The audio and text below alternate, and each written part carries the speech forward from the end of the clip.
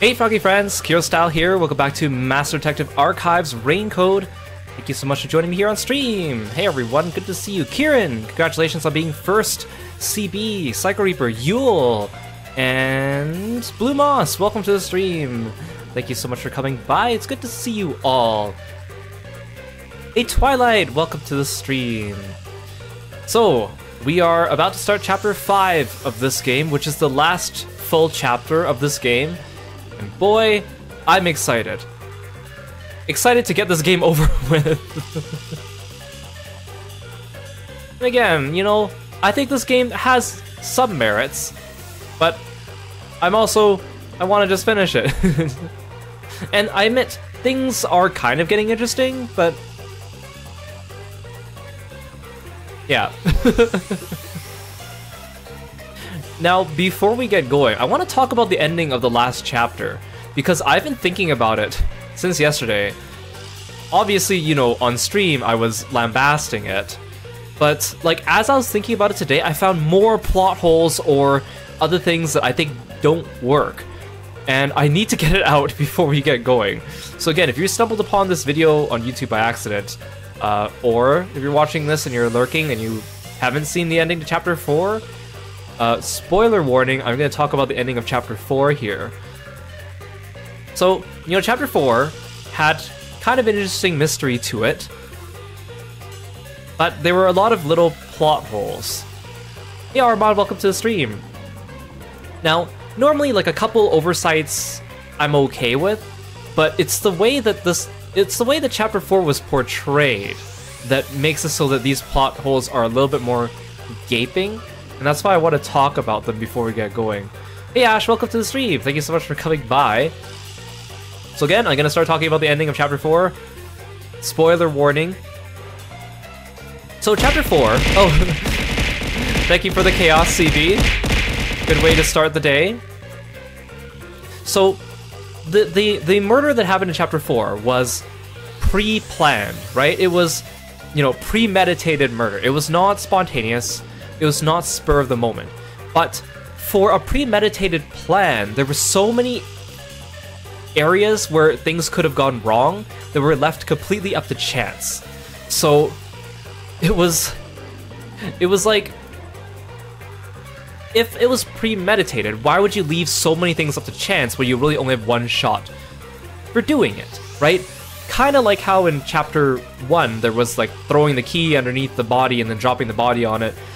Killer only had one shot, but it was a relatively minor thing. Like, let's say if they didn't do that, big deal, the murder still happened. But this time there were so many things that relied on the random chance. So, for the sake of argument, okay, I will also refute my own statements, because I know that the things I'm saying could be refuted, although a lot of times you need to kind of dig deeper or make up stuff in order to make it make sense. And my point is that it's not a very clean case, or a clean plan. So it's not that I'm saying that it was impossible. I understand that the murder method in chapter 4 was completely logical and completely possible. But what I'm saying is there were better ways to do it, and there were a lot of things left up to chance that should not have been left up to chance. So let's start. So when Yako and Desahiko meet up with Yuma, right? They're in their disguises. They're dressed as peacekeepers. And then they go out and there's a power outage. And they're like, oh no, there's a power outage.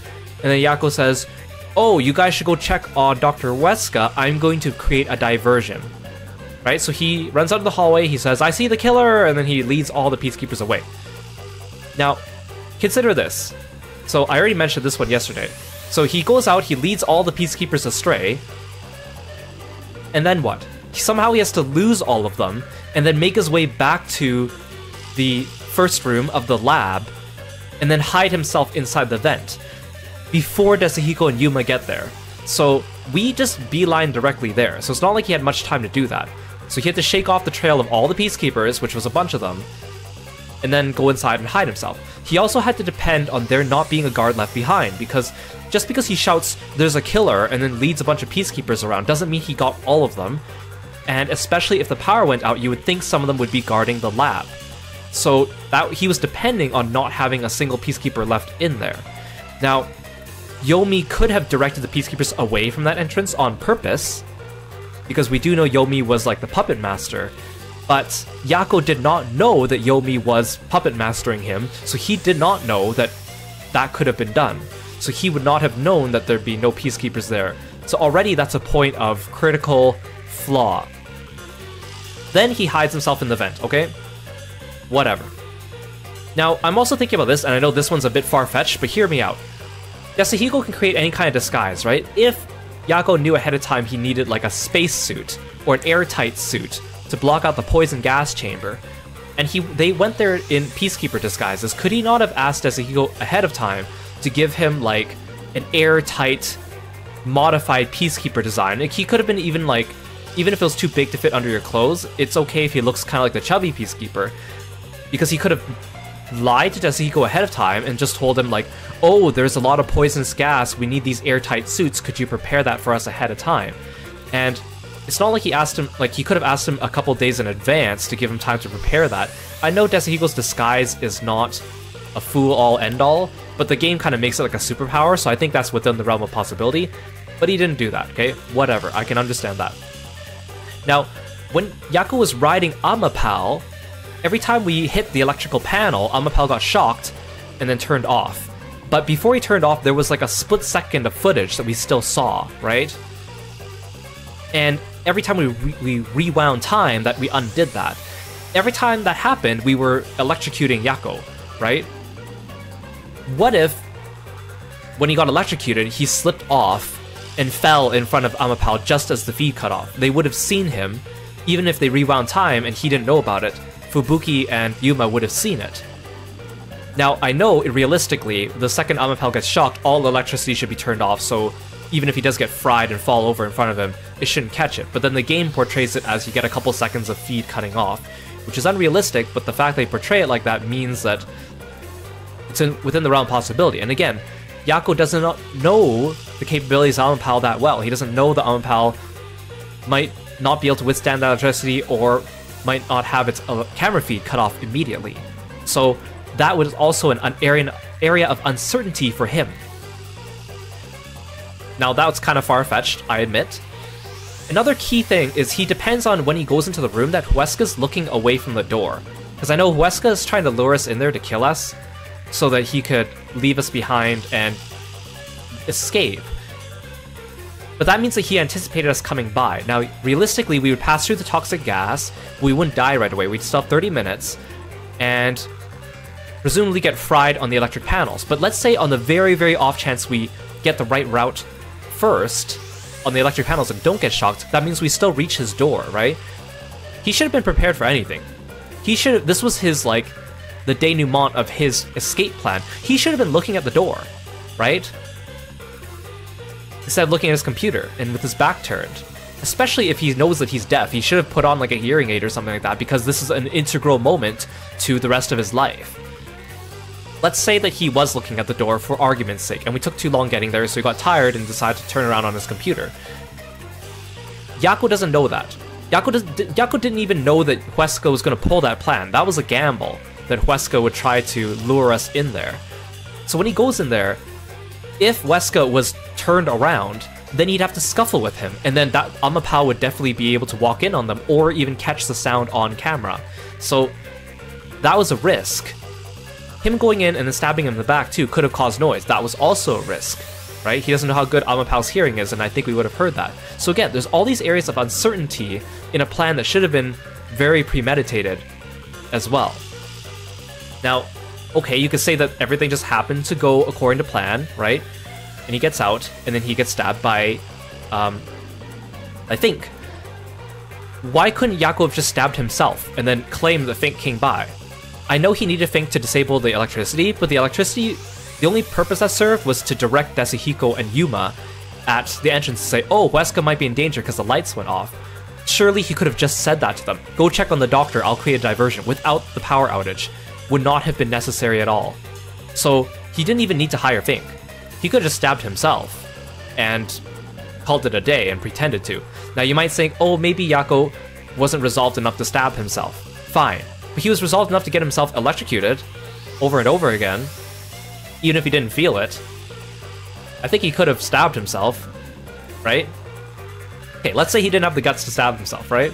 So, the whole thing about the killer leaving the photo behind is just so silly.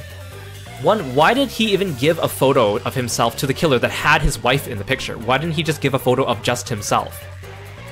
He could have explicitly told the killer not to bring it with him. And I know, yes, the killer didn't need the photo afterwards, but did he really need to toss it onto his body? Because that's not his calling card. His calling card is the dagger. He had no reason to drop the photo there. Like, the whole point is, like, you know, yes, he's the hitman, he wants to declare that he did it, but there's no point in leaving the photo behind, even if he didn't need it, right? Hey Tsuki, welcome to the stream, thank you so much for coming by. Yeah, Yaku just wants to support the local hitman economy. Okay, now, let's say this. Hitman leaves the photo behind. Why did Yaku need to hide it?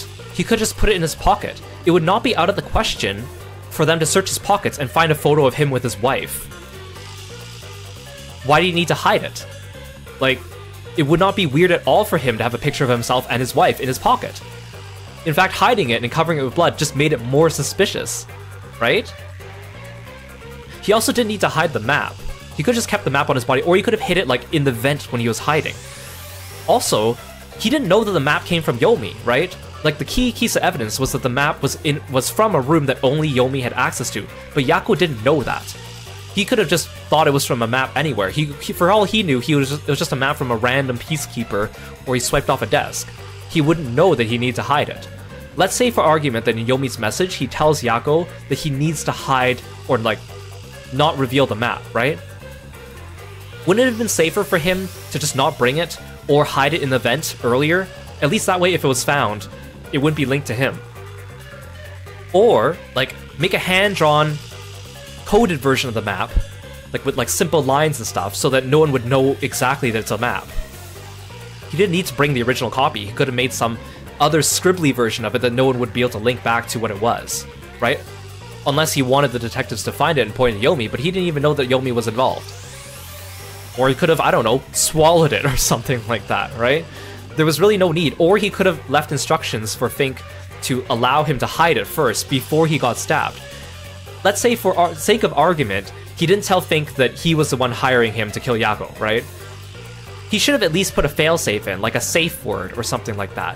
What if Fink found him as he was coming out of the lab, but he needed a change of plans and didn't need to be stabbed right away? He needed a safe word to be like, nope, time out, don't stab me yet, let me hide this map or something like that. I feel like that's a significant oversight, especially if you're gonna do that, right?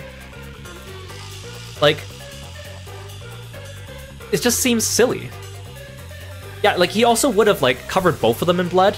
Like, or maybe he would have at least just covered his wife picture in the blood and not him to protect her identity, even though she's already gone. Or just, you know, given him a photo that only had him. It just seems, like, arbitrary for the game devs to have us to connect the dots. Which, again, I don't know if Yaku wanted the detectives to solve the case or not. It's assumed that he did. But even so, he put them in direct danger, especially since he didn't die immediately from his own stabbing.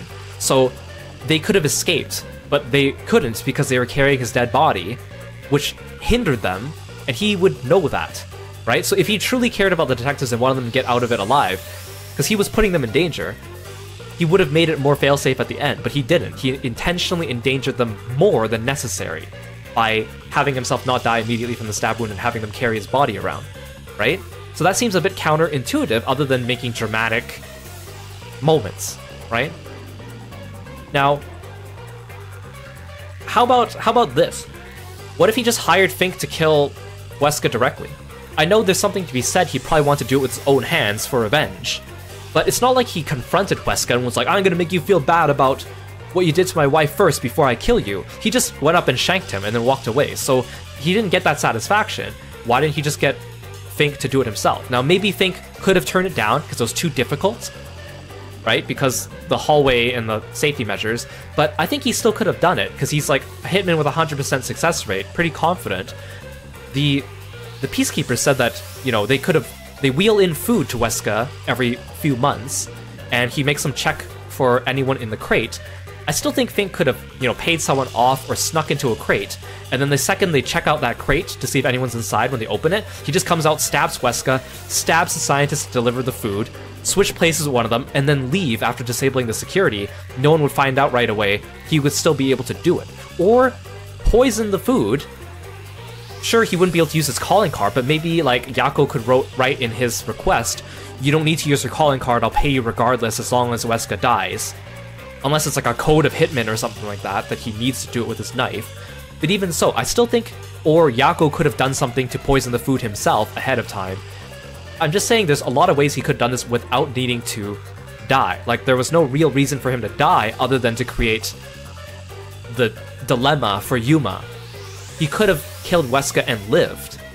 There are a few ways that he could have done that, I think. And not only that, but not put his detectives' lives in danger. So it's like he intentionally put them in danger, but it's implied that he cared enough about them and he trusted them, and yet he still could have gotten them very well killed and shot on the spot by Yomi. That doesn't add up to me. And again, I know it's all for the purpose of the game, machinations, putting it together to create this dilemma for Yuma, and all that stuff. And I do understand that all the arguments I'm bringing up could be refuted by some roundabout way of thinking.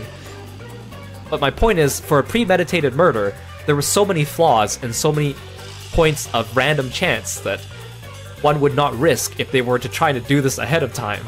So, and you might say, oh, well, in Danganronpa there were also murders that had loopholes and plot holes. But that's different because they're a bunch of high schoolers and they're forced into this killing situation. Some of them are spontaneous and they're all locked in this closed zone where there's very limited items and there's very distinct rules. While here, it's like you have an adult premeditating murder, probably for months, and then putting it into action days just before it happens because he gets a letter from Yobi and he has the detectives at his disposal. So I don't think they're the same. I don't think they're the same. And don't even get me started on how the mystery labyrinths are not good in this game. So, yeah.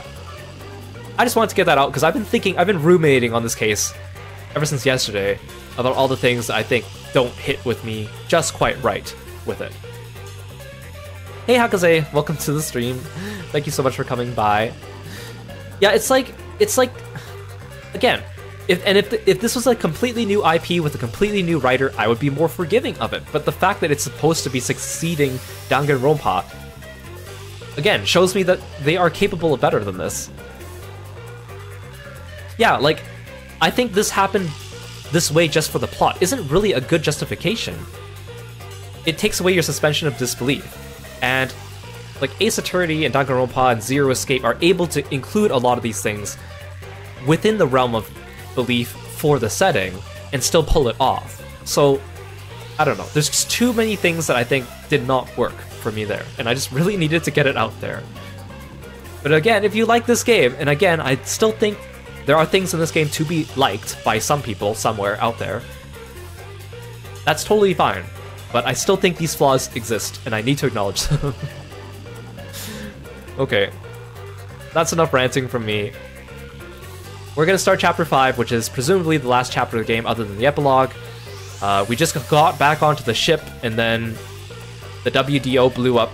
Number 1 presumably died, but we don't know. And then Makoto gave us a present, which released a bunch of sleeping gas or something and knocked us all out. And again, Vivia said he found a letter in Yako's drawer, but the submarine got blown up, so like, how did it get recreated? Or did Yako have the foresight to take it with him ahead of time? Or did he have it on his person when he drowned, but then it still would have gotten wet? I don't know. Let's start the beginning of the end. Please don't let me down, game. Give me a payout that's worth it. Make me eat my own words.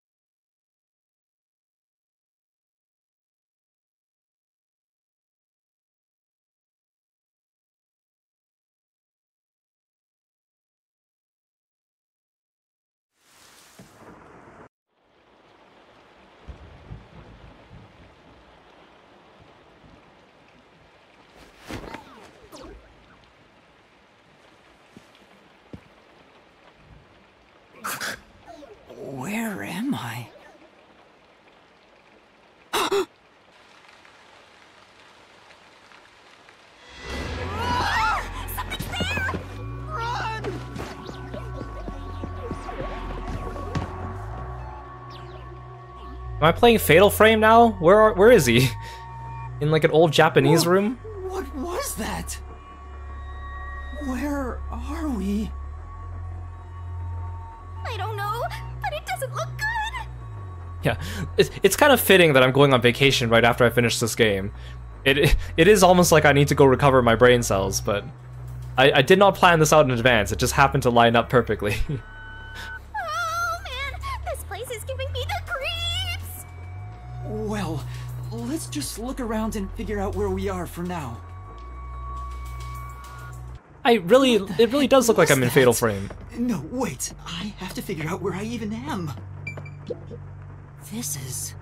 It's a real mess past this point. I don't think we can get any further no matter how hard we tried. No. We don't have to go there now, do we? Let's see what else we can find first. Yeah, you're right.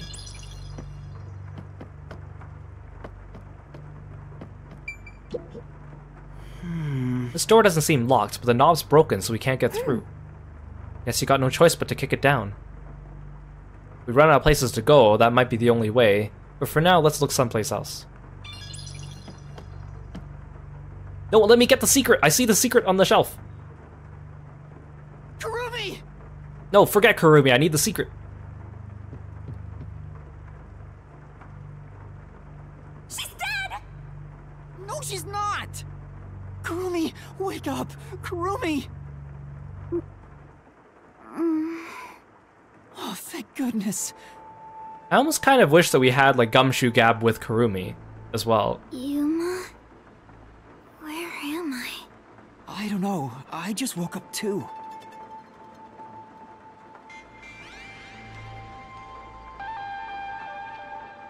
Is this the restricted area?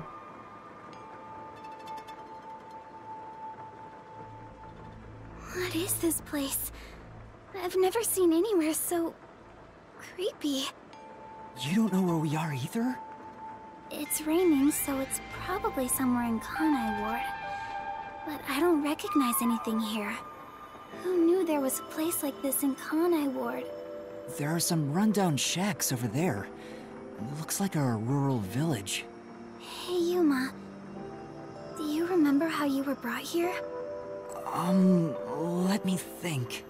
Smoke suddenly came out of my pocket, and I fell unconscious. It must have been a powerful sedative. You were instantly KO'd. I got knocked out too. How do they fill that tiny little box with enough to fill up this entire room? I know gases are compressible, but it seems ridiculous. And I remember seeing on the news before I passed out. Hey Neon, welcome to the stream. Thank you so much for coming by. You just missed me ranting about the last chapter for the last 20 minutes. Hey Kabakun, welcome to the stream. Thank you so much for coming by. The WDO building was bombed by a terrorist. Huh? It was? Could this be related to the explosion? Who could have done this? The criminal being pursued by the World Detective Organization? What's going on? This is totally bizarre. And where is everyone else from the detective agency? Thank you so much for the bits, Neon.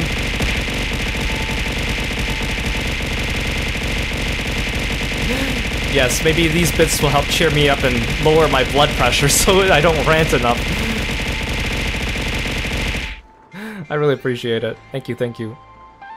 If they were taken away like we were, then they should be nearby. We should search around here for now. Master, be careful. I'm worried about that weird shadow from earlier. Right. What was that thing? No, let me go back and pick up that collectible. No, I saw it. And then I was gone.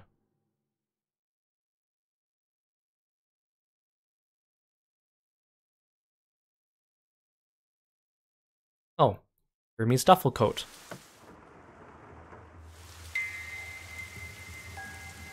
It's so creepy here. It's like the afterlife. You have no idea what the afterlife is like, kiddo. Want me to show you the real thing? Come on, let's go.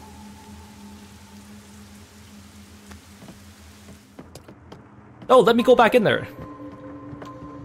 Yes, this is what I want. Give me that. This way's blocked. I don't think I can get through. So? What are you gonna do? Force your way through? No, let's look for other options first.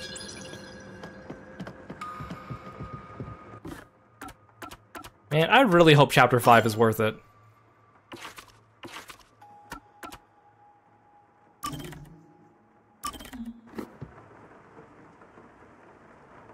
Let's hang out with Desahiko.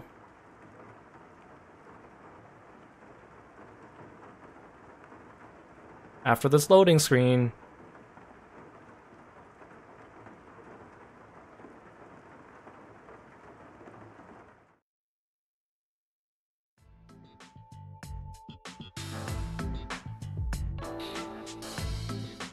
Desuhiko took me to a rooftop. Being so high up feels fantastic! Makes you feel alive. You promised me Chapter 5's good. But you're also very impressed how my thoughts were in the last chapter. I'm very smart. Well, thank you. I don't know. Like, Chapter 4, I think it got more interesting, but I feel like it should have I think that interest peak should have happened back in, like, Chapter 2. Maybe it made the game, like, 5% more interesting, but I was hoping for, like a 20% more interesting. So, why'd you call me up here? But didn't I tell you why? Yeah, I think the long loading times in this game, I mean, you could chalk it up to the Switch, but honestly, we've played Xenoblade 3 on the Switch, and it handled that game beautifully. And those environments are huge. I think it's just an optimization issue at this point, with the devs. But I don't know enough about game dev to say that. No, you told me to shut up and follow along. Sorry about that. I totally forgot. I love the view from here, so I wanted to share it with you, my man. The view?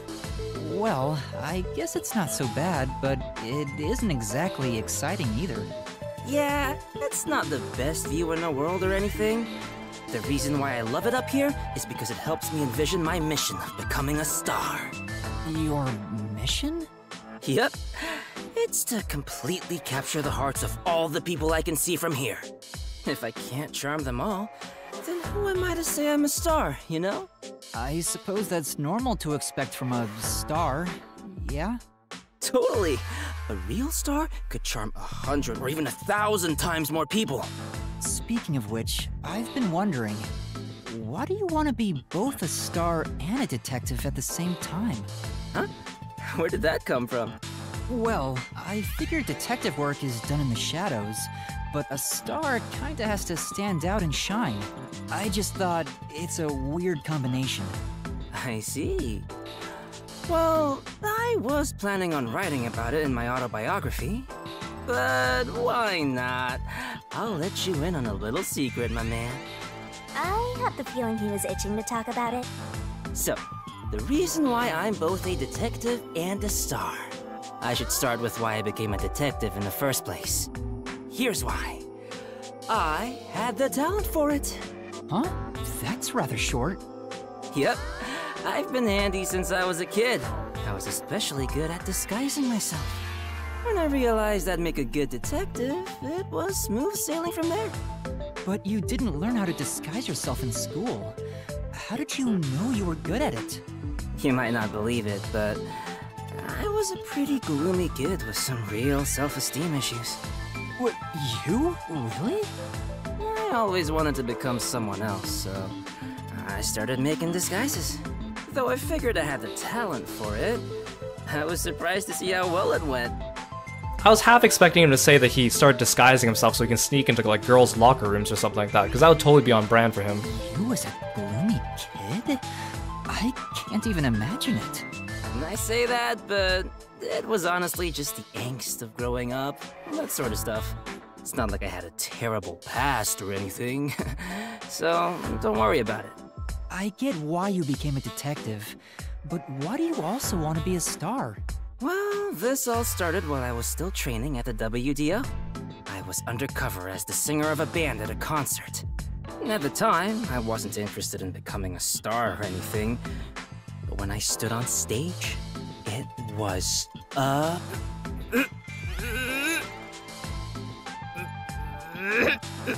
Don't make that face. Huh? What's wrong? Amazing! Oh, it felt so good! Oh, you weren't done. On that day, I decided to become a star. So I thought, next time, it'll be my own skills that get me up here. Well, he's free to dream whatever he wants. Yasuhiko, just become a VTuber or something, you know? But you didn't quit being a detective. Your name is like a to chase after VTuber. Your dream of becoming a star. Of course not. Though the idea did cross my mind. But then I realized something. There's no need to choose. I can be both. A star gets everything he wants out of life. That's a very Desuhiko thing to say. I mean, if you were so good at disguising yourself, right? And you want to be a star, why don't you just become an actor? Wouldn't disguising yourself be perfect for that? But it wasn't all sunshine and rainbows. I was getting barely any sleep, training as a star and working as a detective at the same time. What kind of training? You know, the usual. Singing, dancing, and... How long is this conversation? Anyway, my man, what do you think is most important about being a star? Huh? What the heck is he talking about now? I wonder what it could be. Luck, smile, aura. He probably doesn't want to hear me say luck. Aura. Your aura? Nice, you get it? A real star is enveloped by a special aura. All day, every day. Anyone can tell from just a glance. That's why I was willing to sacrifice my sleep to develop that aura. Yeah, but then your aura goes down when you don't sleep enough. That's pretty obvious. Also, you should wash your hands after you go to the washroom. I won't stop bragging you on that, because that is also an important part of your star image and aura. I'm just saying. Training to develop an aura sounds kinda like something out of a comic book. Day after day, I trained as both a detective and a star. Looking back now, it sure was tough. But thanks to that, I've become a superstar detective. All that's left is for the world to realize my charm. I see. Hey, what's with that reaction? After everything I've shared, nothing? It's not as though I'm uninterested or anything. I was honestly impressed. Huh? If I had two things I wanted to be, I would have to give up on one of them. I think you're cool for not giving up on either of them, Desuhiko. Really? I mean, I know it's part of the Danganronpa style, but like, why does every character, when they're really happy, also have to look like they're really horny at the same time? Like, I know when they're like, let's say like exhausted, or they're about to be killed, and they're sweating buckets. Sure, their faces could look a little weird, but why do they have to look like this even when they're happy? Like, it's too weird. Yeah, I knew it. That's the reaction I was expecting. All right, if that's the case, you're gonna be my apprentice, right? There's currently a special promotion where I'll put 20% more effort into teaching you how to sing and dance.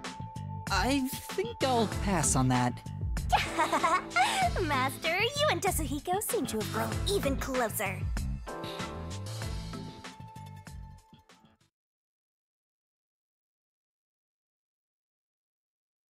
Hey Relix, welcome to the stream. And Ash, thank you so much for calling Kirby. Yeah, I've been doing well, chat. Thank you so much. My day's been good. I had some time to myself. I did some drawing, which is nice. I told myself I'd do more drawing this summer since I have a little bit more time on my hands, and it's been a long time since I've really gotten good practice in. I want it to become more natural. I want to get better at it. Maybe one day when I feel confident enough I could do drawing streams, but that's not really on the table yet. My VTuber model reminds you of Haru from Free, the swimming anime. I couldn't get into that anime, it was too silly for me. But the characters and the art was nice.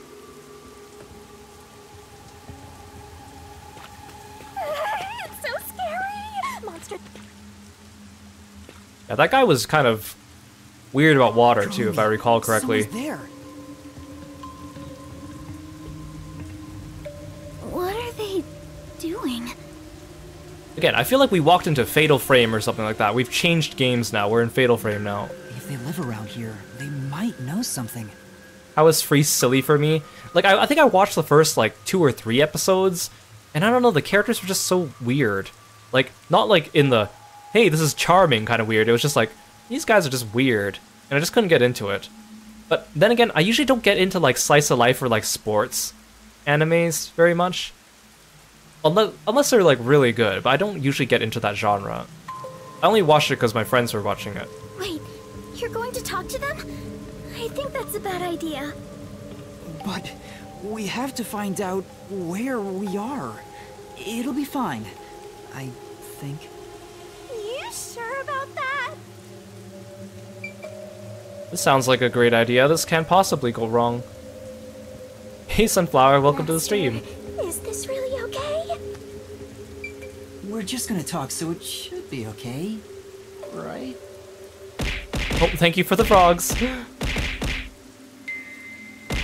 It's raining frogs. Excuse me. Hello?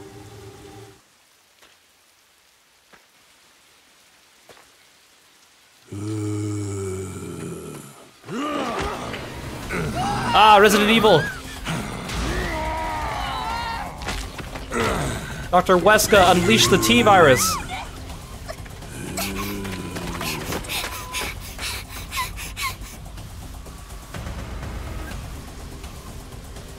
Did that person try to bite you?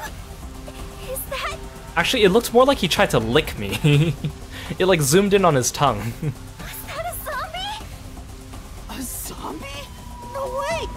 It attacked us on sight! It didn't even try to talk! Master, we gotta get out of here! I know! Master, hurry up and run! What if I go back? Why? Anyway, No, let me go back. The zombie's right ahead of us. More zombies up ahead. No! We have to change routes.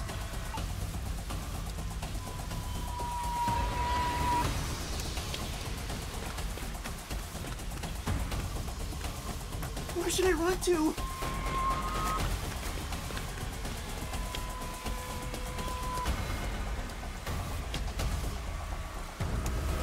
Hello, zombie.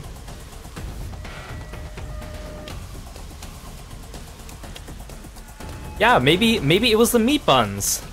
I'm saying the meat buns We can get in that building. Let's hide there for now. could be poisoning everyone's minds.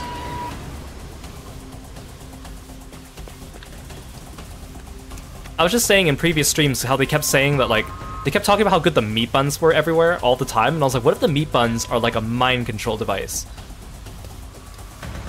What if they eat them and then they get, like, sick, or they become, like, under the control of Amaterasu or something?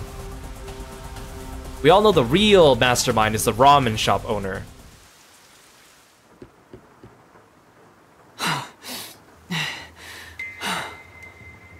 there was definitely something wrong with those people. And it wasn't just one or two, but a whole mob. If they all attack at once, you'll be torn to shreds, Master! We need something to defend ourselves. Let's look for something we can use as weapons. Or it could be like a Soylent Green situation. Soylent Green is people! The meat buns are made of people!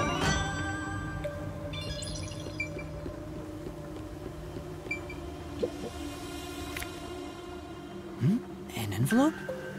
There's a letter in... Evacuation order. Yesterday, toxic gas was discovered to be leaking from the nearby mines. This area has been purchased by Amaterasu Corporation and has been designated as off-limits. All residents are hereby requested to evacuate the area immediately. Thanks for coming by, CB. Have a good sleep. An evacuation order from Amaterasu Corp. I see. I think I know where we are. Yuma, this is the restricted area. Yeah, that's what I've been saying, Kurumi. Supposedly, it was a tiny village that was abandoned due to a toxic gas leak from a nearby mine.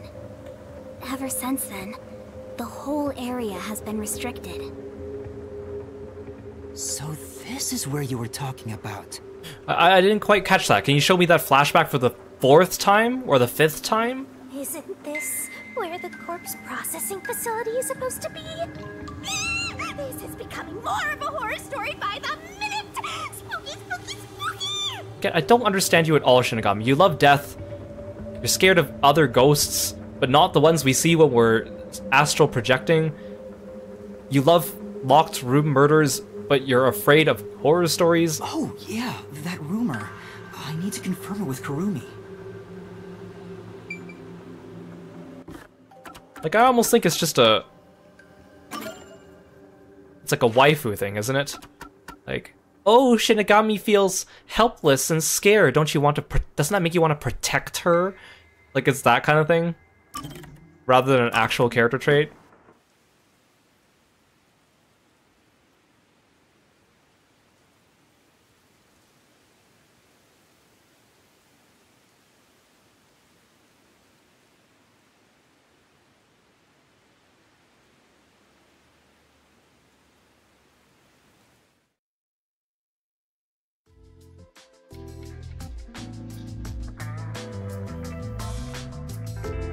You haven't told anyone about that thing, have you?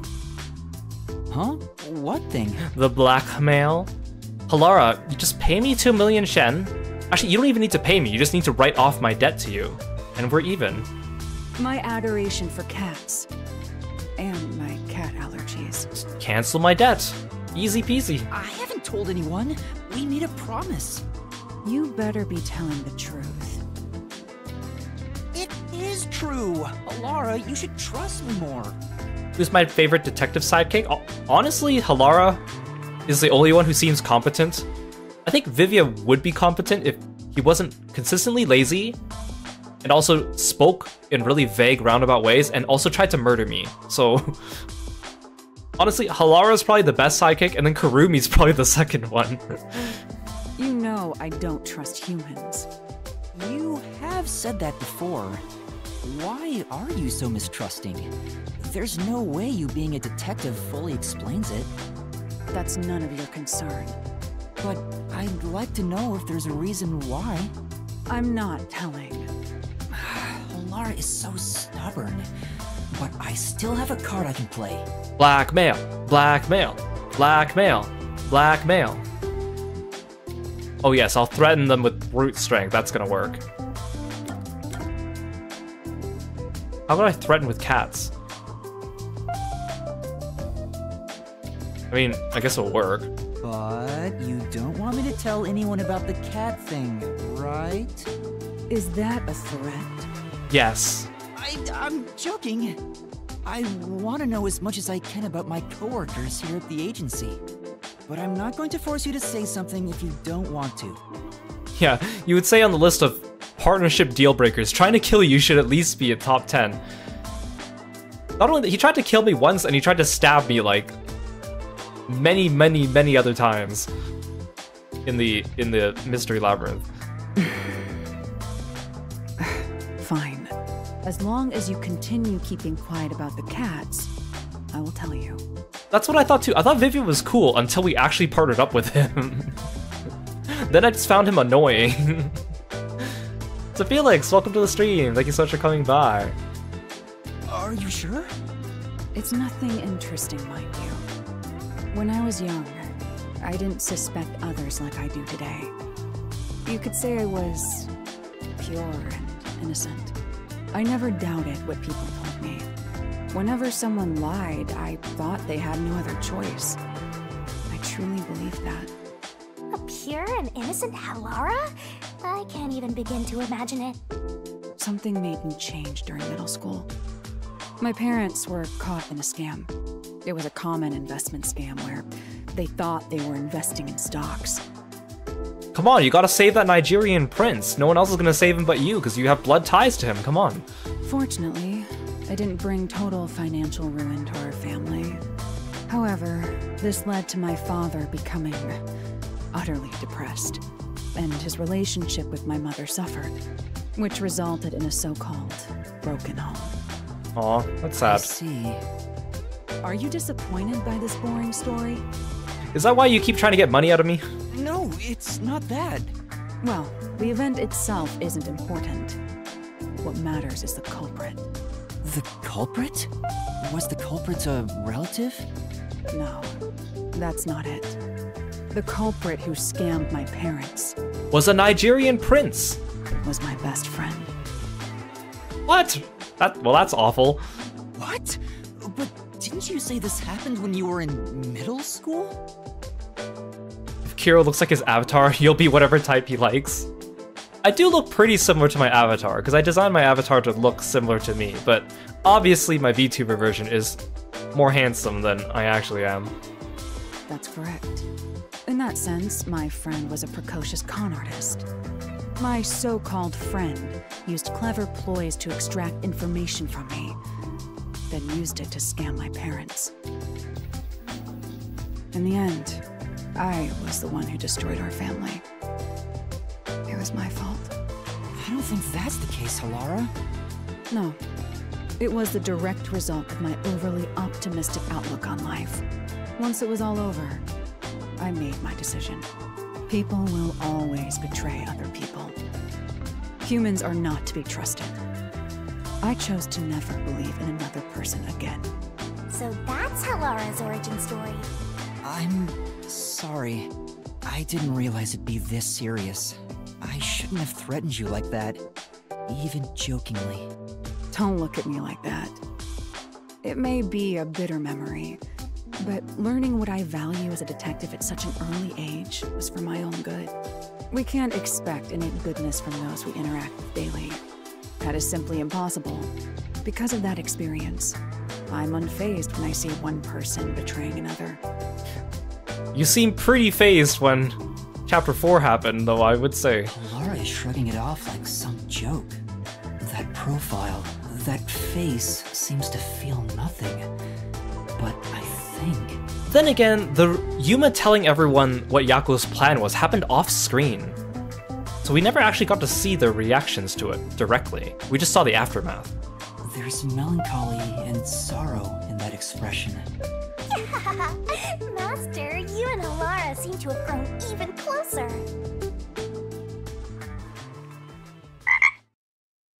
Neo Ninja, thank you so much for the sub. I really appreciate it. Thank you for your support. I sold you. Like, I talked about this a little bit during my first time using this model on my debut, but like my original concept for my VTuber was I didn't want to go too far from my actual appearance. Like, I know people are like, you know, they create like demons or dog people, cat people, princes, etc. But I just wanted to be a better me. Well, thank you, Sai. No matter what, you appreciate my personality. I really appreciate that. Thank you. Well, thank you for continuing to play this game. You don't watch vids often, but mine are fun. I'm glad that people are getting entertainment from this, even though... Like, I hope I'm not being too harsh on the game all the time. Like, I'm lambasting it, I'm critiquing it, I'm criticizing it. But there's still something here to be had, even if it's not completely my cup of tea. And I do want to finish it. Let it never be said that Kiro doesn't finish games on his channel. There's something I need to ask you. What is it? Like, I don't hate this game. I'm just disappointed because I thought it'd be better. I'm like that, I'm like a parent, right? Like, I'm not angry, I'm just disappointed. Halara was investigating the restricted area and mentioned something. In Kanai Ward, corpses rot easily due to the humidity from the rain, so they are quick to retrieve bodies. My guesses are amazing. I guessed the chief like randomly multiple times and your mouth dropped each time. I don't know, I like mysteries because they keep me on edge, and I love thinking of theories and going ahead, but I like it more when the game surprises me and I'm incorrect. And I just wish that happened a bit more in this game. The corpses are then loaded onto trucks and transported to the restricted area for disposal. But that process is managed by a department with a handful of people working directly for Amaterasu's CEO. On top of that, They are only involved in transportation. They aren't aware of what happens afterwards. How the bodies are buried and who buries them is a mystery. Really? So the rumors about it being a corpse processing facility were true? I thought you'd know. No, I don't. But why a corpse processing facility? Maybe Amaterasu is secretly disposing bodies used for human experimentation.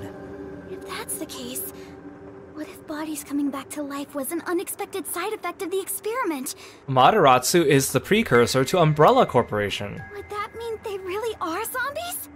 But that can't be. A corpse can't come back to life. Aren't zombies supposed to be dead? They sure didn't smell like corpses to me. Shouldn't you know, Shinigami? You're the literal god of death. You should be able to tell me definitively whether those things were dead or not. Huh? But they didn't really seem alive either. What are they? If the story of the toxic gas from the mines is true, these could be the residents suffering from it. Anyway, we'll make some of that info a solution key just in case. Ah yes, the type of toxic gas that turns you into a zombie. I am familiar. Yeah, Shinigami's useless when she's in ghost form, honestly. Oh, there's schoolgirls. Wait, are these gonna be the three culprits? Are these gonna be the three culprits from chapter 2? Are these gonna be the culprits? Take off your hoods. I knew it! But how? I thought they all died. Are you really zombies? Were all three of you turned into zombies? You guys were reunited after death. That's so sweet. I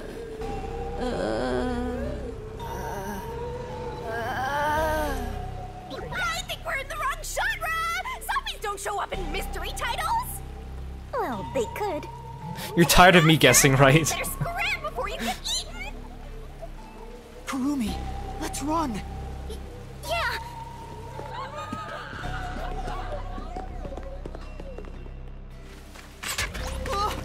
Whoa! They're firing arrows at us! Zombies! They're having a slumber party, an eternal slumber party. Well, they could. Hey, there's a letter on the arrow.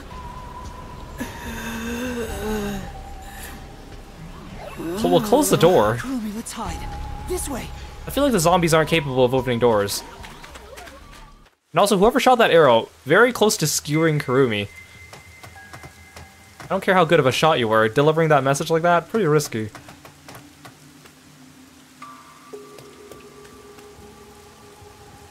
A letter on an arrow. Talk about old-fashioned. What does it say? The zombies could force them open, but if it was like a sliding door with like a lock, it would still buy you some time. Warning. Homunculi are predisposed to eating human flesh in order to maintain the artificial organic synthesis in their cells. Oh my gosh, it's like that one event in Grand Blue. The one that introduces Mireille. Currently, there are no alternate sources of nutrition, and they grow sick if they do not consume human flesh. Oh my gosh, it is the exact same plot as that Grand Blue event. Particularly malnourished specimens will attack any human on sight, so please do your best to be careful. Actually, that Grand Blue event was really good. They wrote a really good story around something like this. From the Amaterasu Homunculus Research Department. Homunculi? Attack humans? They eat human flesh. Wait, so those zombies roaming around here, those were homunculi? The immortal monsters Grandpa talked about?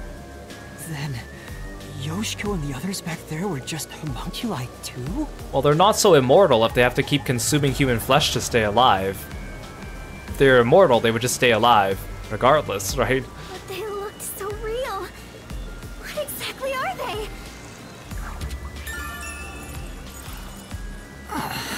Okay, I'm glad we're already collecting solution keys though, because I hate it when we go through it like half the chapter, investigation and we don't have any solution keys, and then they make us backtrack and go get them again in the investigation. We at least know they're dangerous. We should get out of here, Master. Let's go, Kurumi. We need to leave this village right now. I don't even want to imagine what'll happen if they catch us. We gotta get out of here.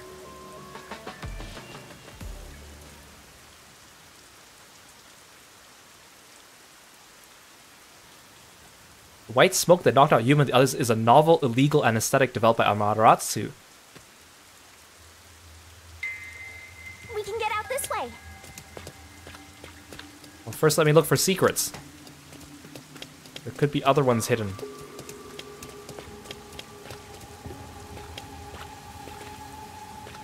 I can't go that way.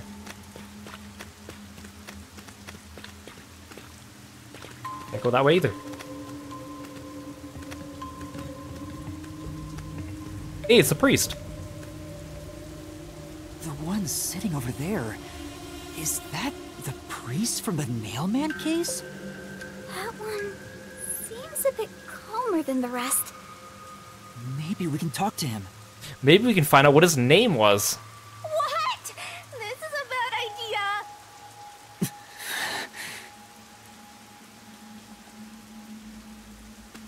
This seems like a good idea. Stop already! You'll just get attacked again if you try to talk. Father? Do you remember me?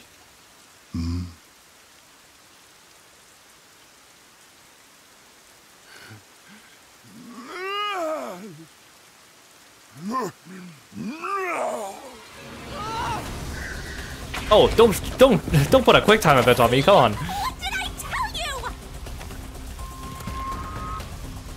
Hey, Vajanis! Welcome to the stream. Thank you so much for following me and being a froggy friend. Welcome, welcome.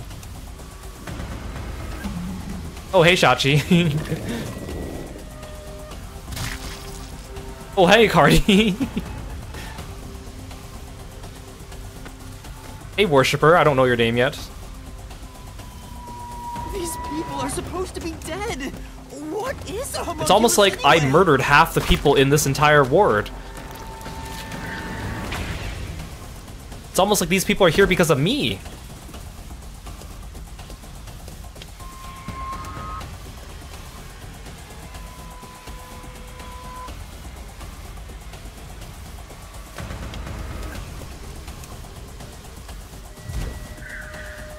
Oh, that's not the right button. Wait, Kurumi can't turn back time, so I guess I'm screwed. Kurumi, you can still run. Oh, see? Who needs Fubuki? Whoa, combat roll. Good job, Yuma. I still mix up X and Y on the Switch, because I keep thinking that X and Y are like the GameCube controller, where Y is on top, Fence? and then X is Does on it the surround side. The whole village? The Switch is the opposite way around. That's right. This is the restricted area. But I think we can climb over it. I'll go first, Kurumi. You follow after. Wait! The fence might be... Yeah, maybe that wasn't a good idea. That dead guy right there literally just saved your life there, Yuma. An electric fence? I knew something was odd. You would have been roasted if you touched it. Ugh. So this is why on the official Spike Chunsoft website for this game, it says, be careful with spoilers past the end of Chapter 4. Oh, Neon Extra Sleep, welcome to the stream. Thank you so much for coming by. And Luciana, thank you so much for the stretch. I really appreciate it. But that's why, on the official website, it says, be aware of spoilers past the ending of Chapter 4. Please mark your spoilers if you plan to post this online, because you're literally seeing all the dead characters, which means that you're literally seeing all the culprits in one place. So that's why they don't want you to spoil this chapter. I see now. How are we going to get out of here now? Let's search for an opening in the fence. Oh, Yuma, look! The sound must have drawn them here. Homunculi react to and are drawn towards sound. Oh no, they noticed us! Oh, look, they're dancing for us. Yeah, you boogie. We have to run! Well, I guess we live here now. Ah! There are zombies over here too! It's almost like they all want revenge on me. I don't know.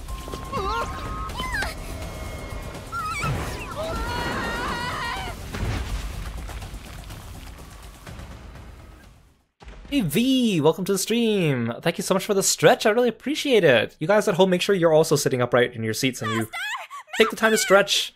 Hello, hello. You passed out again? This is getting old! Wake up! Shouldn't she be passed out too if I'm passed out?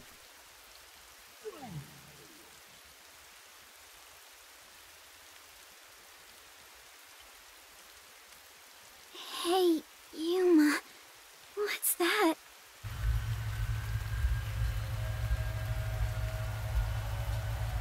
Such an ominous building. I can hear something inside.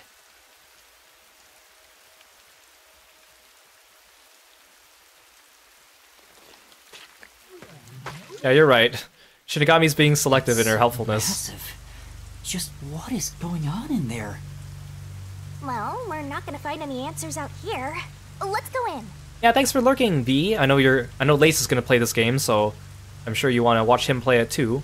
I'm very curious to see other people play this game, only to see if they feel the same as I do. I have one friend that's playing this game, and she's enjoying it, but she's still early in the game, and also she likes Shinigami, so I wonder how long that will last, but she seems to be enjoying it. Also, again, Kurumi, like, her entire, like, bare legs are out. She should be, like, all scraped up everywhere after that fall.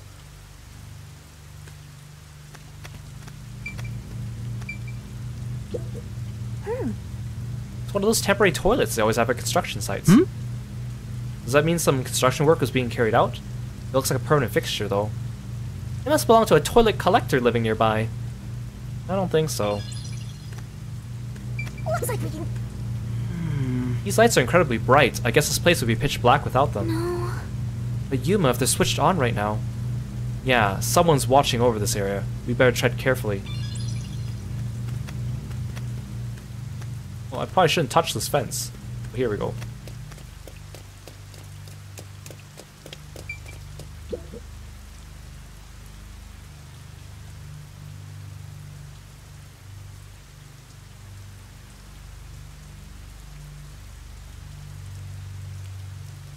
Disquieting disturbances worldwide.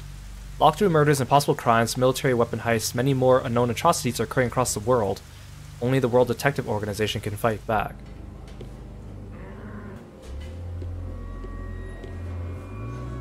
Hello? Looks like some kind of factory. It's dark and creepy, but it still seems to be functioning. But no one's supposed to be in the restricted area. What kind of factory is this anyway? Hey Key, welcome to the stream. Thank you so much for coming by. Good to see you. I smell blood. Huh? Blood? Maybe there's something here that's related to the restricted area. This could be dangerous, but we should look inside. Right. We won't be safe no matter where we go anyway. This factory feels so creepy. If you spot any red or green herbs, be sure to pick it up. Oh, so it is Resident Evil, thank you. Okay, just a reminder too, if you've already played this game or if you're ahead of me, just be wary of what you say in the chat too. Even saying things like, oh, something interesting is going to happen, could potentially be like a precursor to a spoiler, so just heads up. Because I have had people spoil things unknowingly in chats for games before, just because they're so excited and they say things offhandedly that they don't realize could be indicators of spoilers or like indicators of how people should feel. No, it's okay, I just want to remind you because people get very excited. Like the biggest one I had was I was playing a game and someone in chat was like, oh, this next part is really sad. And then I immediately knew that, oh, major character death, and then I immediately figured out who it was, so even that could be potential for spoiler.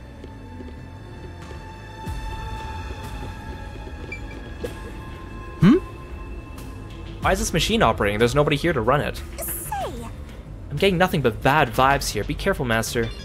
What are they building in this factory? Oh, hi. There's people. There's homunculi. Wait, are those the meat buns? over here too. Are those the meat buns? Was I right about the meat buns? I can't believe this. The smell of blood could be coming from them. Maybe they ate someone. Maybe, but who? A conveyor belt. What if you tell me spoilers, but they're all lies? Even if they're lies, because then I wouldn't know if they were lies. It would change my reaction to things going ahead. It looks like they're making something. What's on top of it? Let's go in a bit further and find out.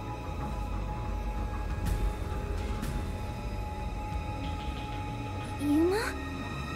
What's wrong? Master? Nothing. It's just... I got a feeling we shouldn't go any further. Huh? Why? We might find out the secret of the restricted area. I know, but... Well, how about you wait right here? I'll go and look. Dang, she's brave. Hey, Kurumi! Master, don't tell me you're scared after coming this far. Scared? Of course I am. I just... know. The truth awaits us up ahead, in the guise of a monster. Will I really be able to face it? If you don't like it, you can always run away. No. I'll go. Shinigami, are you prepared to go with me? Well, she doesn't have a Don't choice. need to ask twice. I'm always with you, Master. So, like, let's say someone tells you, like, here's an example of when someone told me a spoiler or something, and even though the spoiler, I mean, technically it was true, but it was also kind of untrue, but it changed my perception of something going into it. So, spoilers for Avengers Infinity War, although I think everyone's seen that movie, but if you haven't seen that movie, cover your ears for, like, the next 5 minutes. So, Avengers Infinity War came out, and I wasn't able to watch it on day one, because the theaters were packed, I was busy, I was working, and there was also a Comic-Con that weekend, and I was helping my friend sell at the Artist Alley. So we were selling at the Artist Alley, and, you know, everyone there is a comic book fan, but Infinity War just came out, so you think that people would be kind of, you know, courteous about it.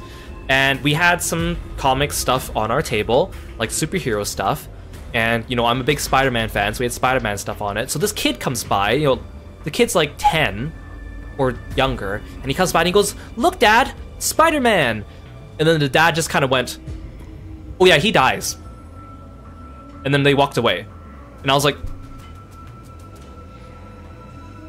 he did not just say that. But then I was like, but there's no way that's true, because I knew that Far From Home was coming out after, right? Because it went Infinity War and then Far From Home, right? So I was like, well, I know that he doesn't die because Far From Home takes place unless it's a flashback. But still, like, they just introduced him, right?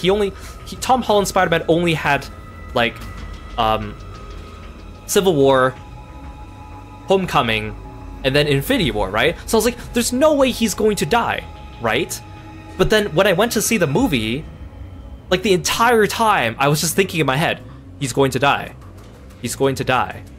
He's going to die. And every time he was on screen fighting someone, I was so nervous. I was like, oh no, he's gonna get, like, stabbed here? Is he gonna get impaled here? Is he gonna die here? How's it gonna happen? And of course, you know, if you watch the movie, you know that technically he dies, but it doesn't happen until the very, very end, and it's technically, you know, it's not gonna be a lasting death because of the way it happens. But because of that, the entire length of the movie, I was sitting there with this preconceived notion of, oh, he's going to die, and it changed my entire reaction to the entire movie. So even, like, fake spoilers have an effect on you, right? Or if people, like, even if it's a fake spoiler, like, if it's something that's, like, let's say very obvious, like, people go like, ha ha ha, Yuma's the killer, or something like that, right?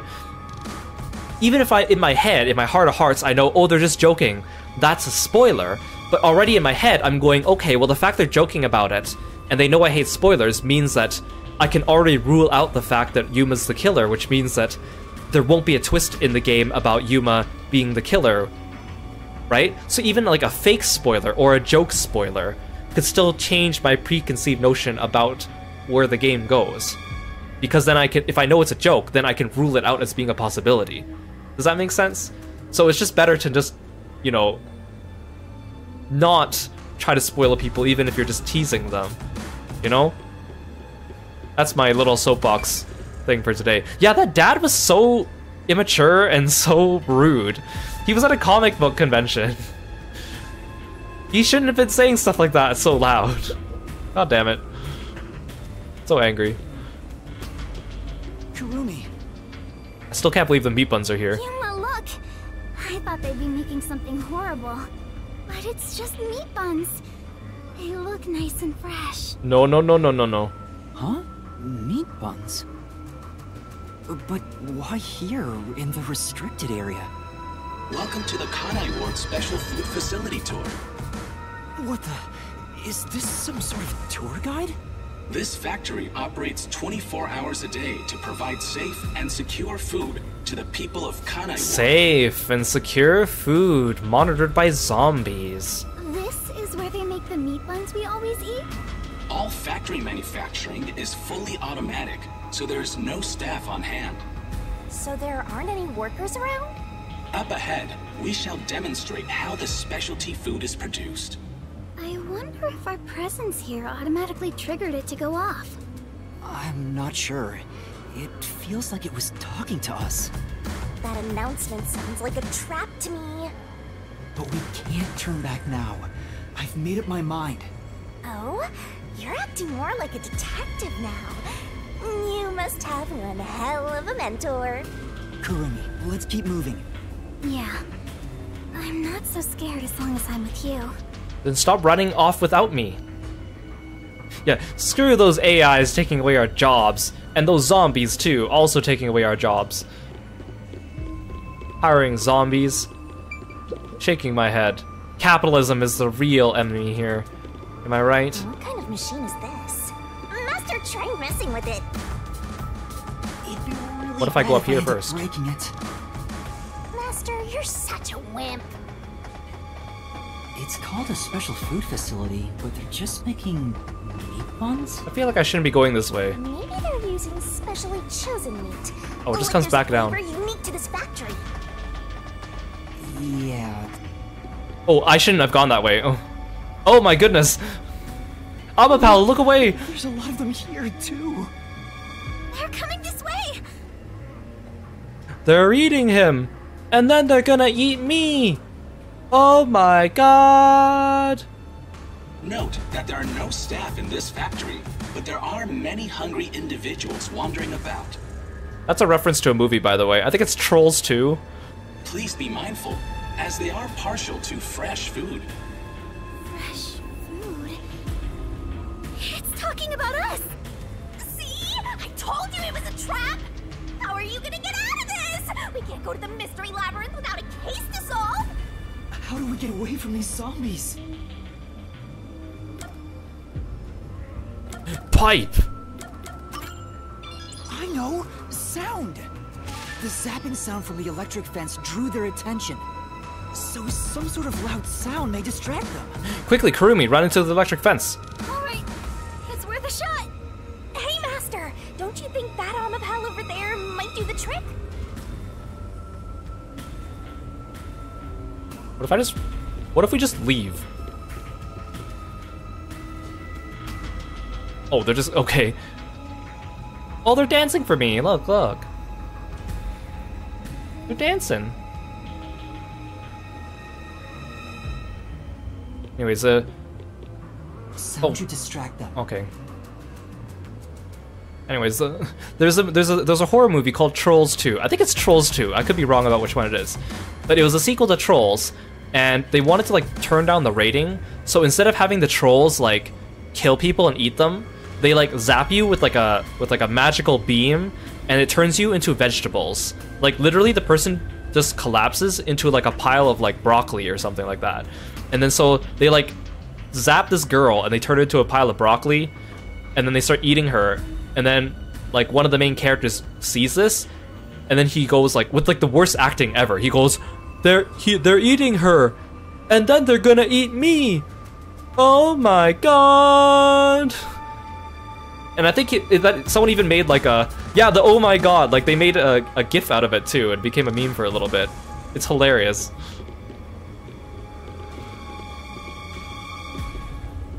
Here, let me pick up this iPad. Let's distract him with the iPad. He's holding a little thing of meat buns! How come my Alma Pal didn't have that function? The sound is distracting them. Yuma, look! That spot where the zombies were gathered! What were they all flocking to? We should really go check it out. I want to go back and check that. Oh, come on. What are they all flocking to? Hey, yo, welcome back. Yeah, you came back to me explaining Trolls 2. The one zombie eating the meat buns has her ass up. Maybe. Ew, Is this supposed to be Desahiko's? Didn't anyone teach them not to leave their scraps behind? They turned him into vegetables. These clothes belong to Tetsuhiko. Huh? Yasuhiko? They picked it clean. Look, his spine is like sitting there. The shorty detective got eaten?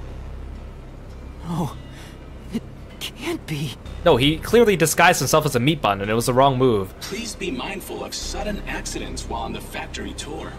If you are electrocuted, fall from a great height, or are mistaken as food and eaten, you will join your friend in front of you. So please practice caution. Okay, that is not an AI talking to me. That is someone talking to me in real time. Friend? Then those bones really are... What if the twist at the end of this is it's all just a big elaborate Halloween hoax? No way. I don't believe it. I refuse to. Everyone just banded together, and then they were like, let's prank that Yuma kid who killed us. Yuma... Kurumi, didn't the announcement also say in front of you? Oh! That means... We're being watched? Who's there? Where are you? What do you want from us? No, don't start shouting. You just said that the zombies like sound. Getting emotional, are we? As a detective, you should know better than that. I mean, it's probably Makoto, right? Emotions must be discarded to reach a perfect solution through a perfect deduction. Wait, number one? I don't want to hear that from you! Are you sure you wish to make so much noise? They'll start coming after you again. Yeah, that's what I'm saying. Did you read the warning I presented to you prior to this? They only see you as food. If you wish to move on, you should proceed with caution. Now, please enjoy the remainder of the tour. Warning? The letter on the arrow? The person behind that voice has been watching us the whole time. We didn't come to this building by accident. We were led here. Whoever is talking to us brought us here. But why? Master, look! Huh? This is Tetsuhiko's handwriting. Really? Are you sure? Yeah. The handwriting matches the note he wrote me when I did some shopping. I'm sure he wrote it. Then this corpse really is... Kanai Ward's history. Kanai Ward was just another remote city in the country. Its development began once Amaterasu headquartered there. It's weird to hear Tetsuhiko speaking with actual facts. 10 years ago, Amaterasu Corporation started their research on homunculi. Top secret research kept from society, which Amaterasu loves for sure. And their client is Yuji, who spent a ton of money to keep the research secure. Did he start rhyming? Is this a joke? It sounds like something he'd write, but the content itself is serious. Yeah, thanks for coming by, Sophia. Have a good rest before work tomorrow. Thank you, thank you. Hey, what does it say? It looks like Amaterasu's homunculus research was funded by the unified government. Huh? The UG paid Amaterasu Corp to research homunculi? Why is the music playing now so calm and like chill? Shouldn't it be a little bit distressing and like mysterious and alarming? You know, I'm just saying. That explains why they haven't interfered with Kanai Ward's isolation. I'm sure they wouldn't want anyone to know they requested such shady research. So Amaterasu had dirt on the UG, which is why they can't say anything. Oh, thank you for the sleeveless redeem, Neon. I appreciate it. Well, if the unified government is involved, this is becoming a conspiracy on a global scale. When did Tetsuhiko find out about this? Seems like there's more to it. Why don't you read the rest? The only thing known about homunculus research is that human beings are created from human cells. DNA is extracted from a human that will serve as a base, which is then used to cultivate human cells. So they're cloning people. But dude, you need a philosopher's stone to make a homunculus. Unlike clones, they don't need to be grown from fetuses, and genetic data from the time of collection is replicated. Okay. So they don't grow from fetuses, they just are born fully grown. It's an artificial human whose age, sex, and appearance have been perfectly copied. Human cells from DNA. Copied. Artificial humans? Master, did your brain melt from how complicated this is? Don't worry, I'll make it all a solution key. I love Full Metal Alchemist. Tetsuhiko must have left this report behind. But I don't believe he's dead. Oh, thanks for the stretch, Psycho Reaper. Yeah, because Full Metal Alchemist Brotherhood was obviously the better one, because it actually follows the manga. But there's still a special place in my heart for the first anime, even if it was not following the story after a while. But yeah, Brotherhood is where it's at. I'm sure he's with everyone else, somewhere. Yeah, I agree. I'd rather trust in everyone than believe what that voice says. So let's go find them. Tetsuhiko is definitely alive. We have to go find everyone right away. So that means there's a naked Tetsuhiko running around somewhere. Tetsuhiko is. Oh, come on, I want to go back and check that computer.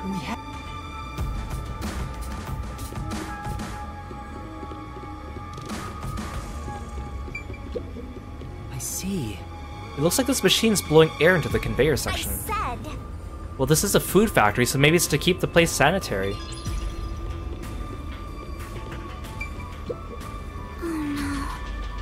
Tetsuhiko. Tetsuhiko's alive, I'm sure of it. I need to find a way out of here so I can check on Tetsuhiko. I like how when I get close to here, I can hear the Amapal.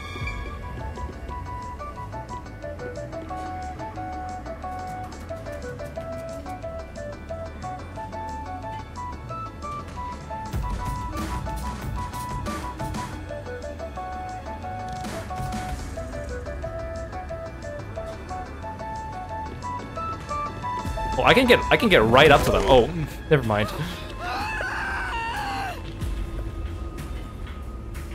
Well, that didn't work.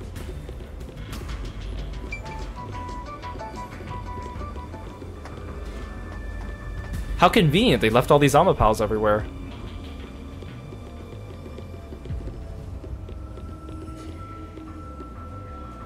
They're beginning to gather again. Shh. He'll notice if you get too loud. Let's stay quiet. Yeah, look, it's Halara's clothes.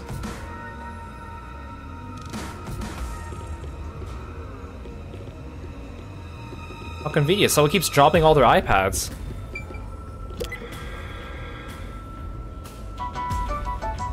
the music is just so... They all were drawn to the sound. And now that I gotta look at them, they're kinda cute. How? Same as before, there's something on the floor where that crowd was. Let's check it out before we move on. Those clothes... Halara? Oh, how tragic. Despite all my warnings, it seems another one of your friends was devoured. No matter how strong they think they are, they're powerless against overwhelming numbers. No! That can't be! Please continue enjoying the rest of the tour. Please continue to enjoy. Master, Please look at forward this. to it. There's no mistake. This is Halara's handwriting. Yeah, Halara could definitely handle 3 zombies, come on. Regarding the 2 research facilities, the unified government has heavily invested in Amaterasu Corporation's homunculus research. See, again, I don't like it how they're just exposition dropping all this stuff on us instead of, like, letting us discover things. However, It appears there was another research facility of the same scale, directly controlled by the UG. They had 2 research facilities compete with one another in an attempt to further promote development. Naturally, the 2 facilities became rivals. Competition grew fierce.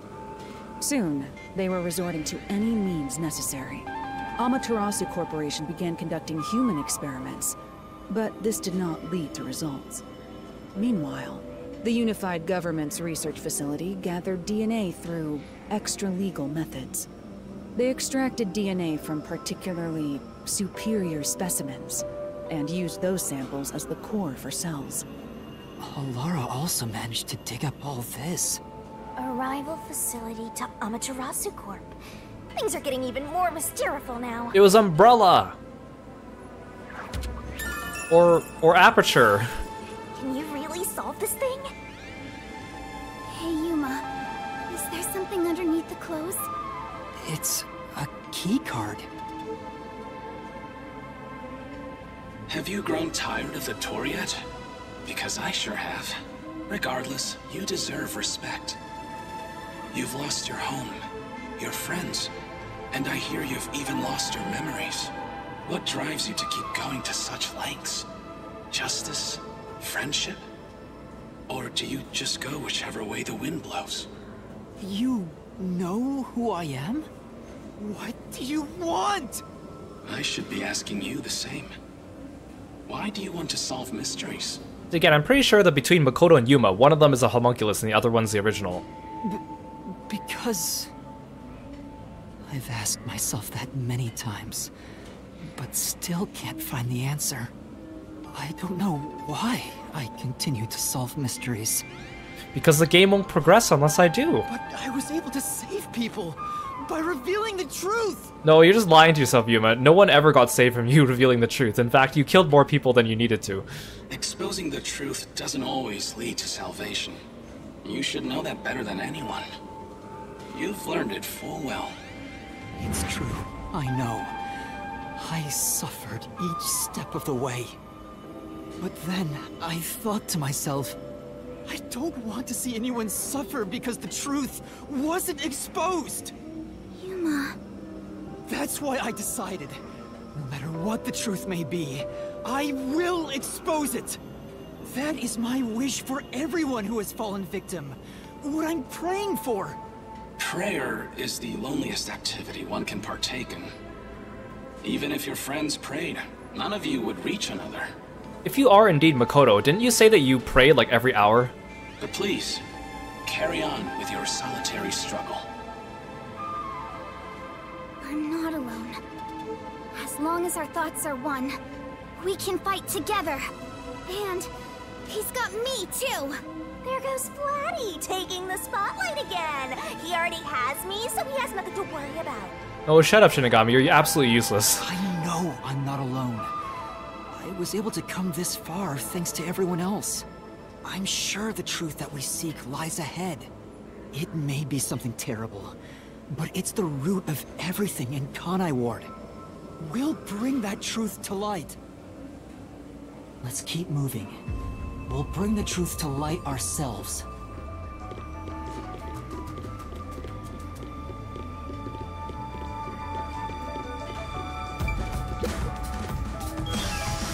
Actually, there is something that kinda caught my attention. Why was that announcement so spiteful toward you, Master? Huge turbine spinning. It must be powering this whole section. Well, That's a lot of metal. Just slap some meat buns together. Yeah, I'm a pal jammin'. There's someone in there. Oh, it's Zilch. they seem a bit different from the others. Yeah, I think he's a... What do they call those? Furries. We can keep going as long as we remain unseen. Let's leave it alone for now. Oh, I forgot to mention, but they each have individual differences. Perhaps there are even some you could speak with. Was that supposed to be some sort of hint? Forget it. It's probably just another trick. But what if... Let's try this a third time. Surely third time it will work, right? Wait right here, Kurumi. looks like... Come on, don't tell me you forgot who he was already, Yuma. I knew it. Zilch. Again, the ears moving on the hat, is that actually part of his body? I thought it might be like an electronic or something like that. Who's that? You remember the Amaterasu Express on our way to Kanai Ward? Oh my god, they're gonna actually explain this? Oh, the first soul I reaped in the Mystery Labyrinth. Zilch, the master detective. It was actually a hitman disguised as Zilch. So this guy isn't gonna jump ya? Maybe he's not hungry. I was hired by Director Yomi He can talk! to kill anyone approaching Kanai Ward. Well, you failed because you didn't kill me. What's he mumbling about?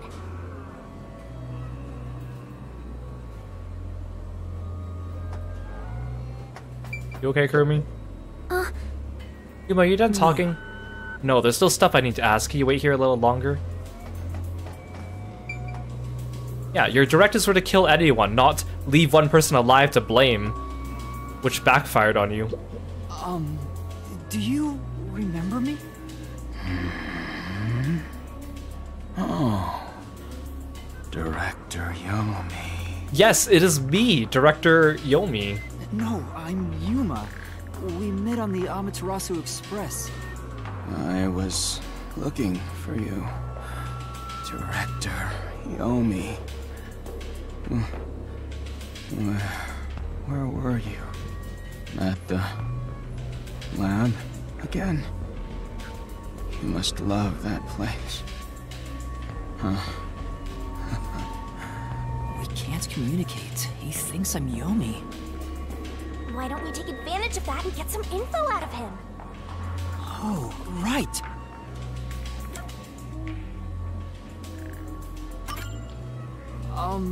Tell me about Yomi. I mean, tell me everything you know about me. Director Yomi, you became director of the Peacekeepers about 5 years ago, I believe. Things were good back then. That masked freak wasn't in Kanai Ward yet.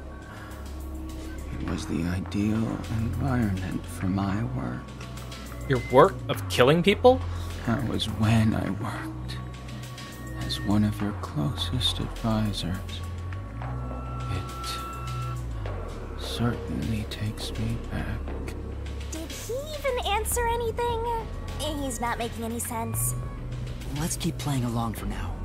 We might get some information. If you don't mind, can you tell me what it was like back then? Back then, you used Dr. Weska to trade with outside military organizations. Amaterasu's growing success was all thanks to your endeavors. You were on top of the world. If anyone dared raise accusations about you, they were shot on sight. That's funny, considering how Yomi kept telling people to shoot us, and they were always so hesitant to shoot any of us. He could have killed us like 3 or 4 times by now. Many hypocrites acting as if they were upstanding citizens were shot on sight. In fact, most of them died by my hands. Funny, don't you think? Hilarious. Didn't Chief Yako's wife get killed for blowing the whistle on the lab's secret dealings? So that's what was going on.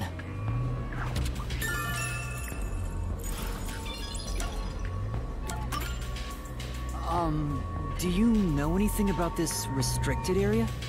Restricted area? Oh, you mean the location of Dr. Weska's lab? No, Dr. Weska's lab is located underneath Amaterasu Corp. Yes, Dr. Weska's lab. The new lab was made within the restricted area. Huh? I heard that Dr. Weska tried to rush the homunculus research. So they built a lab about 3 years ago and started an experiment. I think it was called Project Homunculus. Wow, what a creative name. Was the experiment a success? Or did it fail? So are they just creating homunculi so they can use them as a form of meat? Or the meat buns? Why not just raise cattle then? That can't be it. I guess it doesn't matter. Master, you hear that? Project Homunculus sounds important! So Dr. Weska's lab was around here somewhere 3 years ago. Could this be about the secret research? Well, if he doesn't know if it succeeded or failed, then there's not much more we can ask him.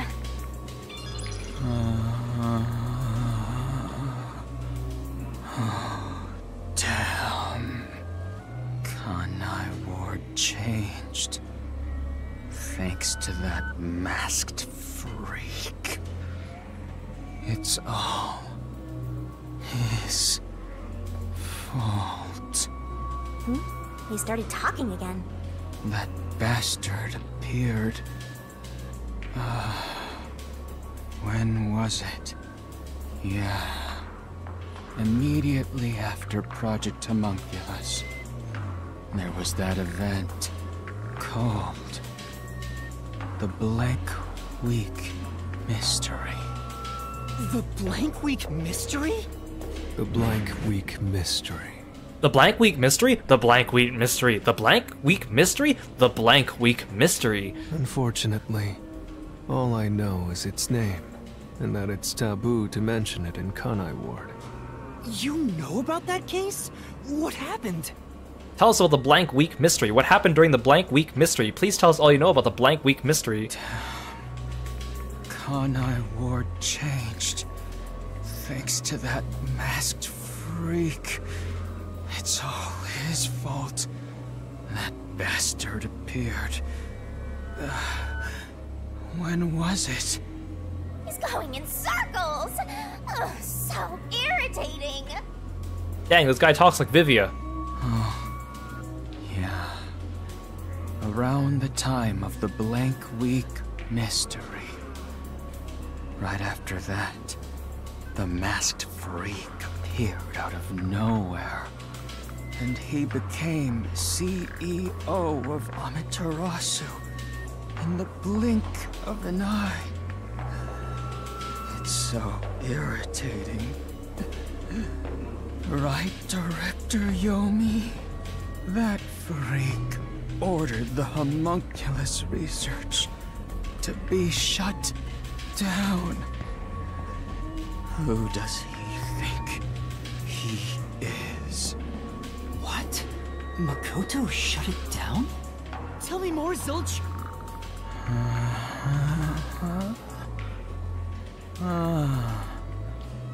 Director Yomi, I was looking for you. Director Yomi,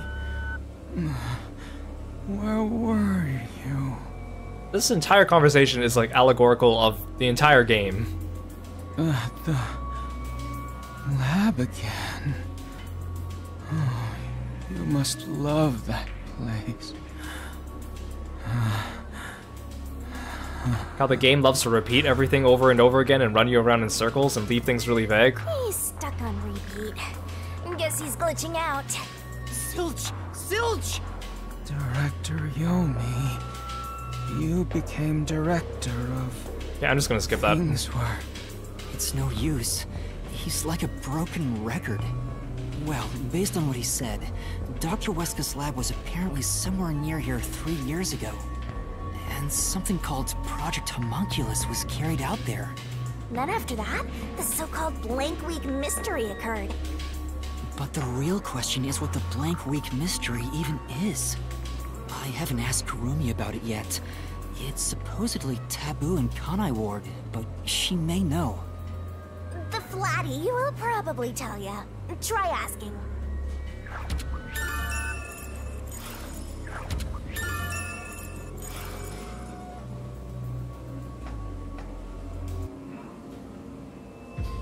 Wait, where did Kurumi go? Yeah, back in Chapter 0, I did predict clones in the story, but that was for a different reason. That was because, like, I realized everyone that died in Chapter 0 is on the front cover of the game, so I thought they would bring them back somehow. Which I guess, technically, I'm not incorrect, since we're seeing this zilch here, but... I mean, I still wonder, maybe some of the DLC cases will be about them? Like a prequel? Who knows? Huh? Kurumi? Kurumi's gone? Where'd she go? What if Kurumi is the mastermind? Hey, keep it down, will ya? They'll come for you again. Don't tell me they got her. If they had, she'd at least scream. But I didn't hear anything. She probably wandered off somewhere. I wish she'd stop dragging us down. How did I not hear her walking away? Who knows? I don't think she turned back without good reason. Maybe she really did go on ahead. I better hurry and catch up. Where the heck did Kurumi go? We have to find... Hey, is that... Aw, we're too late. I bet flat meat doesn't taste very good. Are those her clothes? Oh, I guess they are. I have to do something! They're eating her, and then they're gonna eat me! Oh my god!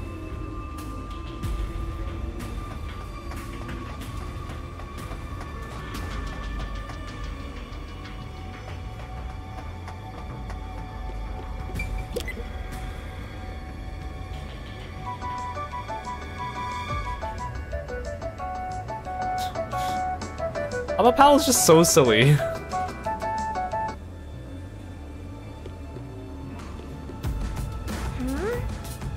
That's right.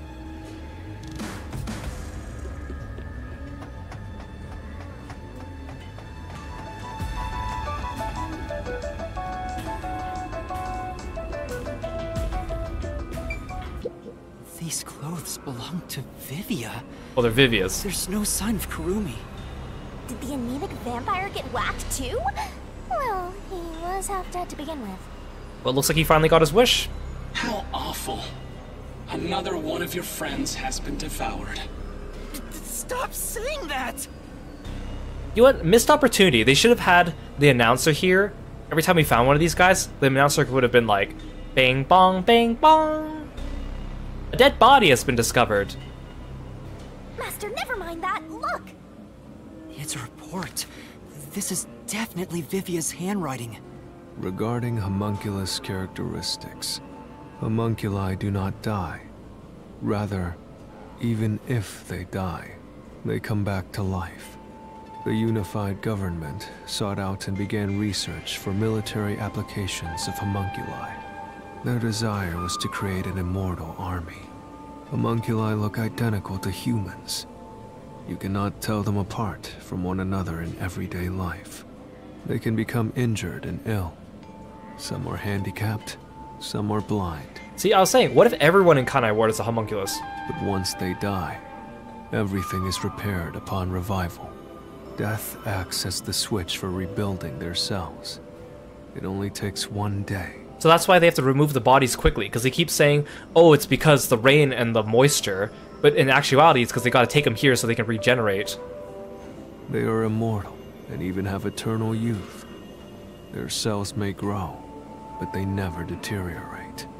They stop aging once their bodies stop growing. Those who have already stopped growing maintain that state.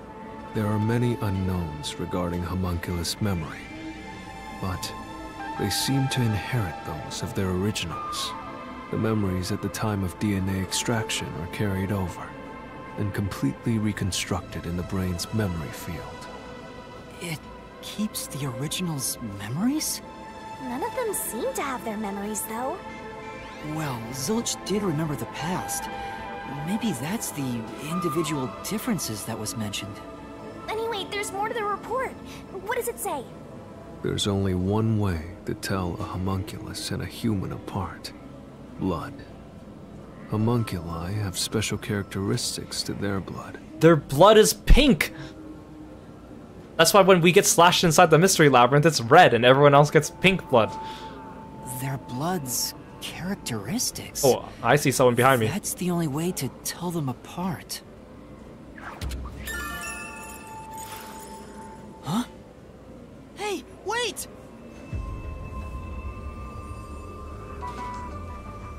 Also, what happened to that mystery, that little small cloaked figure that was following us around and then we followed him to the ramen shop?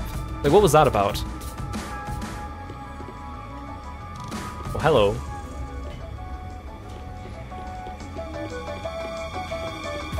You're gonna follow it? It might be a trap. I don't know why, but I think it's calling to me.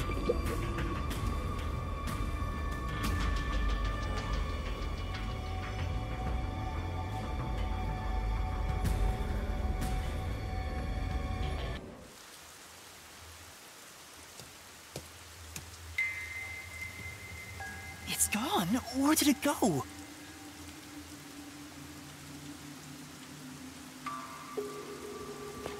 That figure, is that... The ramen shop Who is man. it? A friend of yours, Master? Maybe. So, we gotta track him down, huh? Not here. Where did you go?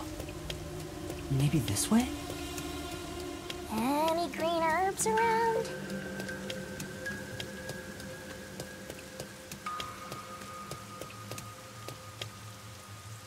Someone destroyed that giant shutter. It looked pretty sturdy. It would take a huge amount of force to make it look like this. I see they brought the Hulk.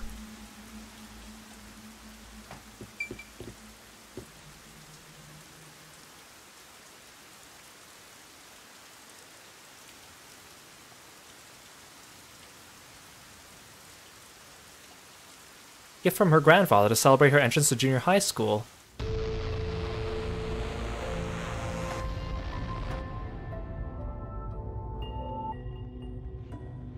Stairs? Looks like they lead underground. You're still going, Master? Yeah, I have a feeling I need to talk to that person. Oh, the game is framed like a side-scroller now. I wonder what's up ahead. Master, you could be falling for a trap, you know. That's possible, but I have to go. There's no other evidence around. Good point. Whether a zombie or death god pops out comes down to your luck, Master. Don't just leave Kurumi behind if she was indeed back there.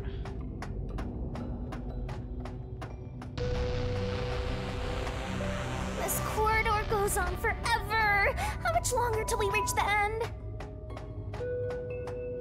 And I wonder what lies ahead. I think it's just a straight line, apparently. Oh, hello, Dr. Weska. Dr. Weska? What are you doing here? Hey, it's you. He's all twitchy. Hey, it's you. You. He can talk, but he's also bugging out. Dr. Weska, please, tell me about the homunculi.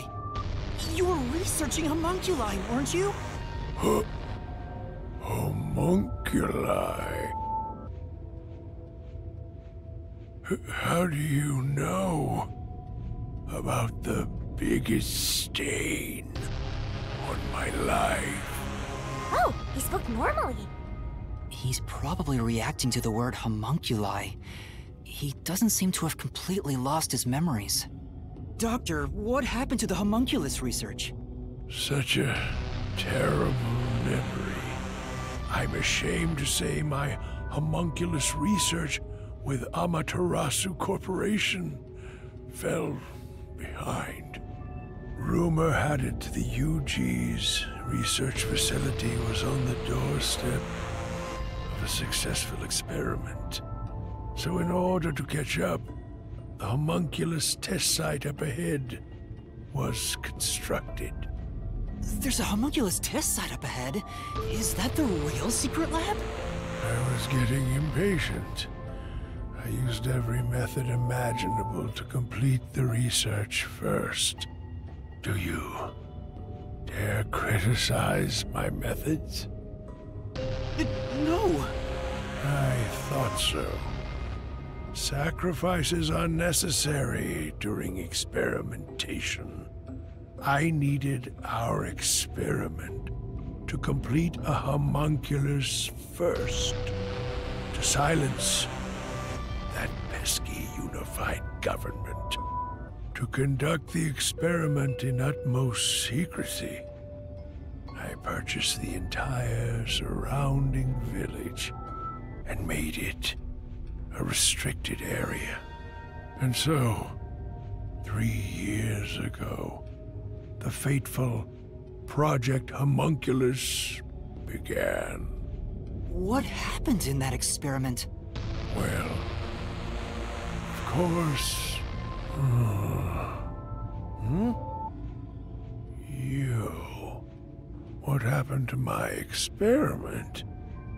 It's been a week since it began. Tell me now, what happened during the blank week? What? Tell me. Tell.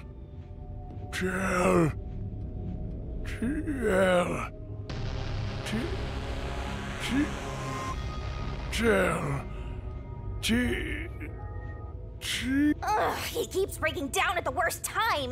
Maybe he just needs a good smack. The blank week was mentioned again. Maybe it has something to do with the experiments that took place here.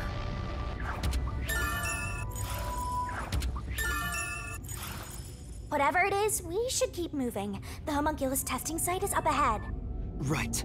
Let's see it for ourselves. Again, I don't like it how the game is just dropping everything on us this chapter. First, let's summarize all we've learned about the homunculi. Like, it'd be nice if we learned little bits of this in some of the previous chapters, instead of just kind of dumping it all on us now. Sure, I'm all ears. 10 years ago, the unified government requested that Amaterasu Corporation conduct homunculus research. 3 years ago, to compete with the UG's research facility, they built the homunculus testing site. That's where Project Homunculus took place. But we don't know exactly what that entails. And right after the experiments, the blank week mystery occurred. The masked guy, Makoto Kagetsuchi, appeared at Kanai Ward right after that too. He somehow got ahead of Peacekeeper Director Yomi and became CEO of Amaterasu. Like, again, what if during the blank week, like, everyone died, and then they got resurrected as homunculi, and the blank week is just the amount of time it took for them to grow back? Although they said it was only 1 day. He halted the homunculus research, and as a result, the homunculi became an urban legend in Kanai Ward. Wait, And did now, Dr. 3 Wesker years disappear? later? Whatever. I don't want to talk to him again. You and I descended on this ruined, oppressed land of Kanai Ward. Like, I don't mind how weird and wacky it's getting here, but at least, like, in Danganronpa, towards the end when it gets weird and wacky, there were, like, hints about it all throughout the entire game, and you look back and you're like, oh, it all makes sense. Even though it's weird and wacky, at least there were hints leading up to it. But here it's kind of like, the only hints we had leading up was something about homunculus and something about a secret lab, so it doesn't really feel justified in this case. Yeah, like, what if they brought up blank week back in, like, chapter 2 or something like that, right? Or, like, you know, it just would have been more interesting, I think. Look, another really tough-looking shutter has been completely beaten up.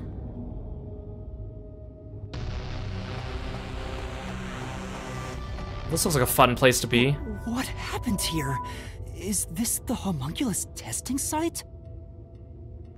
Yuma. Is that Yako? Huh? Shinigami, did you hear that voice just now? Huh? Not really. Must have been the wind. No, I heard someone call my name.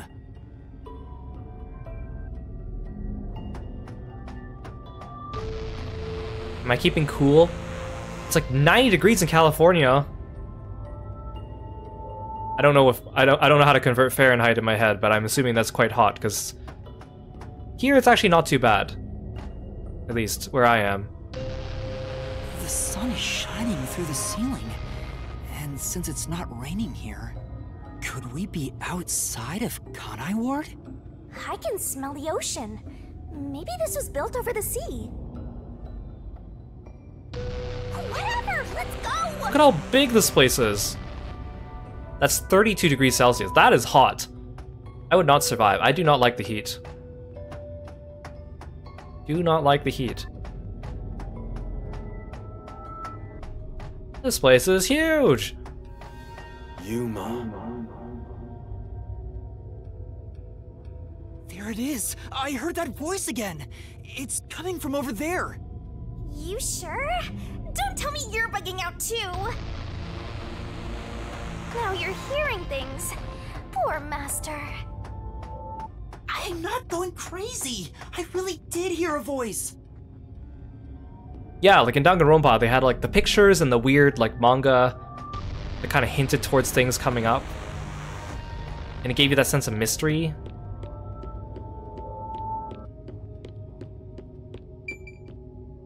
Oh, hello. This is...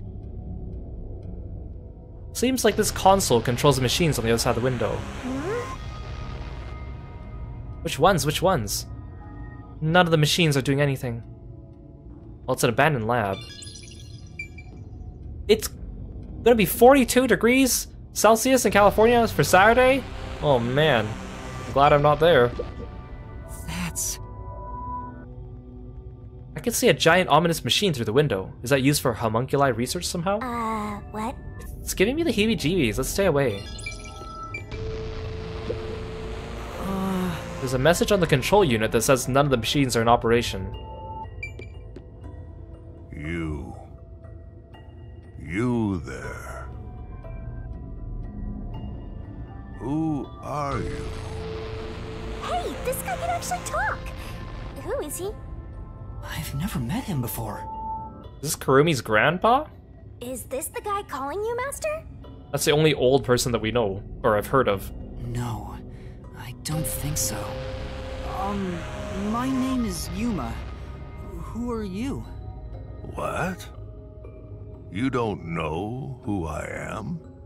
Or is this like old Makoto? You must live in the boonies. I'm the CEO of Amaterasu Corporation. Although, I conceded that post to someone else a little while ago. Conceded? You mean to Makoto Kagutsuchi? Oh, you're a Makoto's acquaintance. You'll have to excuse me then. A friend of his is a friend of mine. How about a glass of wine, too? Oh yes, I am totally friends with Makoto. Sorry, I'll pass. Besides, there's something I want to ask you. Very well. What is it? Ask me anything. This guy can actually communicate and seems a lot more alert than the others. Master, now's your chance to get some answers. I would like to ask you about the Blank Week mystery. The Blank Week mystery. The Blank Week mystery? Yes, the Blank Week mystery.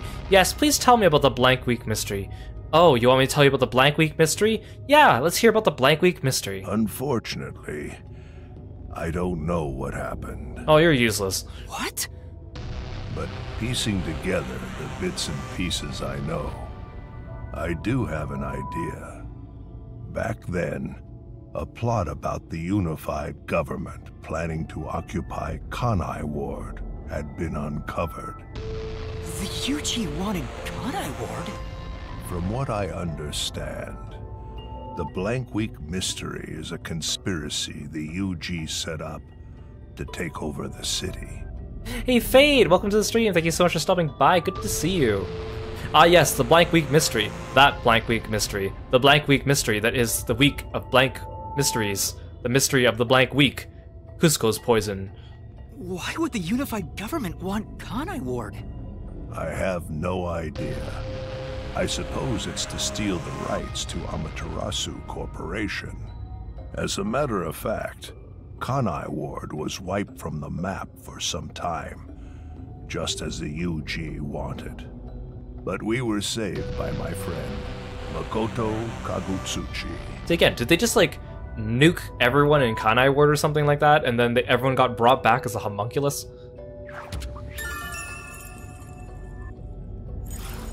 How did Makoto overcome the threat of Kanai Ward disappearing?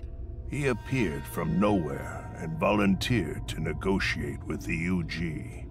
We'll just take Kanai Ward and push it somewhere else. Rumor is, he has a special connection within their ranks. I didn't expect much from him, of course, but it wasn't as if we had any other choice. And before we knew it, the negotiations were complete. How? Upon arriving at the negotiation table, he immediately announced that Kanai Ward would be isolated. Unexpectedly, the UG agreed. Both sides accepted a non-intervention condition and concluded negotiations. Oh, Faye, you've been catching up on the chapters, and howdy, it's been something. Yes, indeed, it has been something. I feel like playing this game is my blank week mystery. The last week has been like a big blank. I suspect some sort of secret arrangement was made regarding homunculus information. Makoto didn't tell you about the details of the arrangement? Well, that was part of the agreement. Speaking of, there was one other condition. He said if negotiations were successful, I would have to concede my position as CEO to him. Yeah, like, okay, if you search up this game on howlongtobeat.com, it says 20 hours. That is completely BS. Like, I am somewhere in like, I think I'm higher than 35 hours right now. And of course, the game of course is faster if you don't listen to everyone talk, but still, 20 hours on average? No shot. It's hard to believe you gave up your seat as CEO to a complete stranger. I agree. It's a ridiculous story. But without him, the UG would have occupied Kanai Ward, and Amaterasu would have been consumed. I wanted to protect this company, and he wanted to protect Kanai Ward. Our interests aligned, and I was already quite up there in age. Makoto loves Kanai Ward and its residents. Almost too much. I knew I could entrust this land to him. Yeah, it may be 20 hours if they stop repeating themselves every 5 seconds. But why the trade-off? Why did he want to be CEO of Amaterasu Corporation? He can protect Kanai Ward without it, right? But Kanai Ward is now entirely Amaterasu Corporation itself. And I know that he said he wanted to stop homunculus research immediately. In retrospect, there's no denying that the research was extremely inhumane. Also, I'm only like half paying attention to what this guy's saying. So Makoto became CEO Getting bored. of Amaterasu just to stop the homunculus research? Ultimately, I can say the decision to concede my position to him was the right one. Under his leadership, Amaterasu expanded its businesses. Their total assets now rival that of the UG. Long live Amaterasu, right?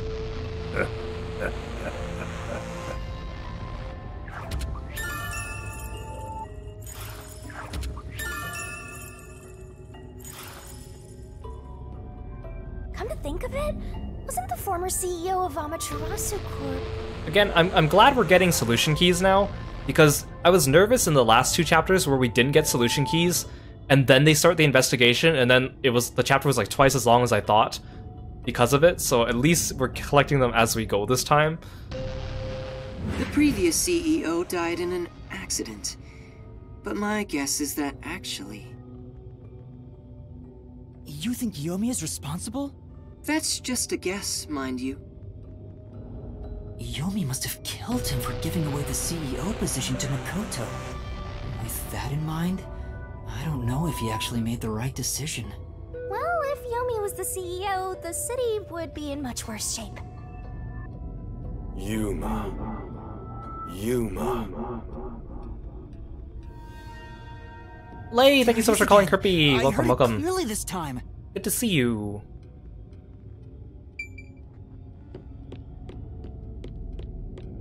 Yep, we're at the homunculi Clearly this time. part. Then that voice is close by, right? Let's try looking for it, Master. Things are getting kooky, but not really justified. They're just kind of coming out of left field here. This is... Looking closer, there are a bunch of capsule-type things on this machine. Gross, they look kind of like insect eggs. I don't want to be around here. But I got detective points from it. Kanai Ward's remaining unsolved mysteries. A brave master ventures deeper into the lab in search of the unknown. I also don't like how they slowed me down to a walk. Suspicious equipment. A master prowling into a treacherous lab. Hey, Shinigami, can I just walk in silence? Can I walk without you talking? What? What happened? You'll have to read the Master Goes Exploring series. Jeez, I thought something suddenly popped out.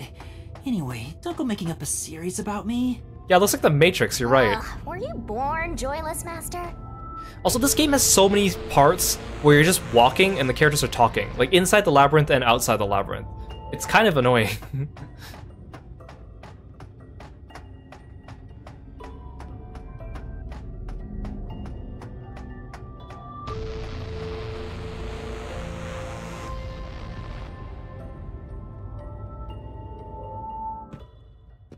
So, you're the one who's been. Well, that's calling definitely for me. Yako. Chief. Or zombies, Yako. Was that really? This guy?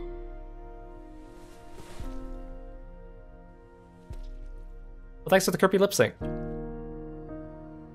I'm happy to see you, even if it's like this. Do you remember me? Yuma. Yes, I'm Yuma. Chief, you understand me? Did he fake his death with like a homunculus or something?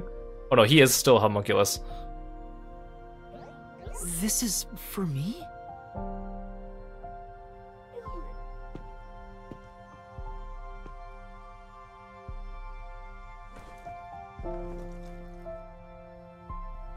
Wait, please hear me out, just for a little while. You thought he was pulling a knife for a second?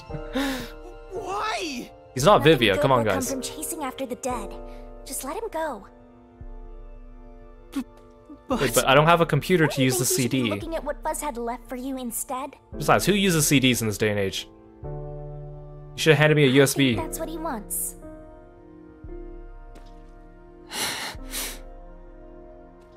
Fine. Chief Yako, thank you for everything.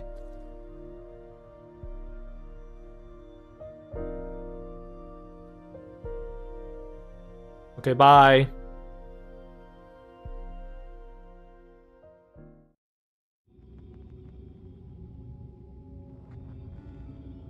Well, I guess I could just use this computer, Thank apparently. goodness. The computer still works. Now I can check the disc the Chief gave me.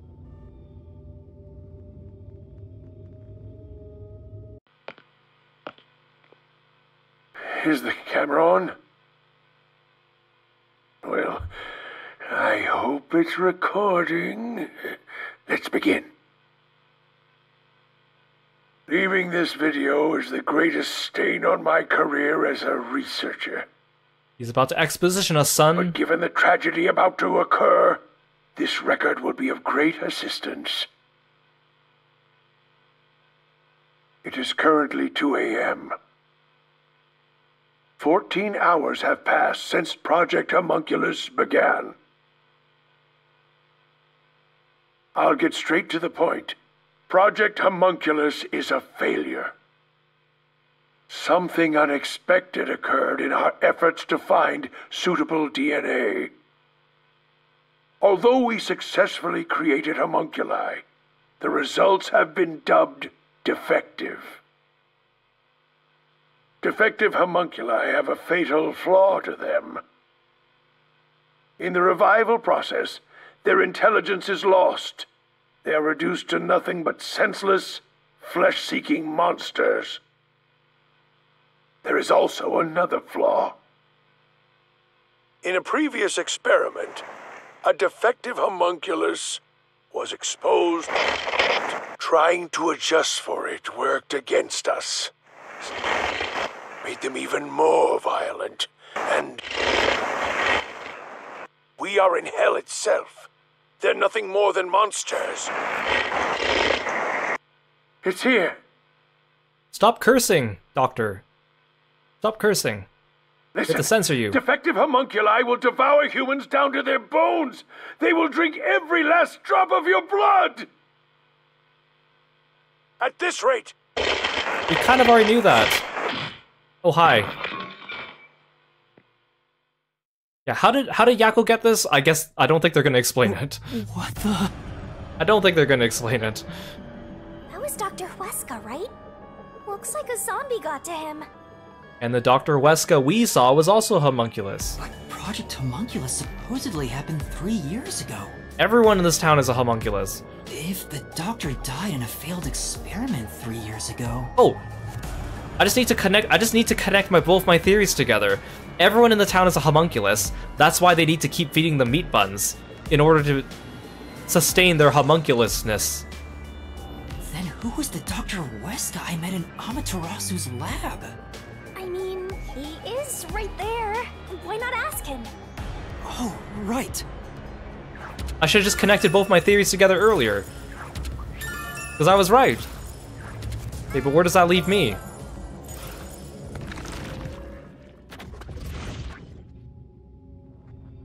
Dr. Weska, please tell me, do you remember what happened in the experiment 3 years ago?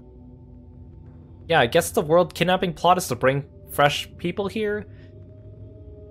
But if homunculi are identical to us, I guess other than the blood, so I guess maybe homunculi can't eat other homunculi to sustain themselves. It has to be like legit human. Hey, it's you. You.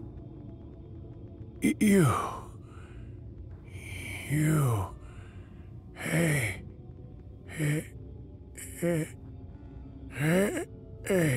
Was it really necessary for them to have this long drawn out hey? Damn it! It's no use. The video could have been fake.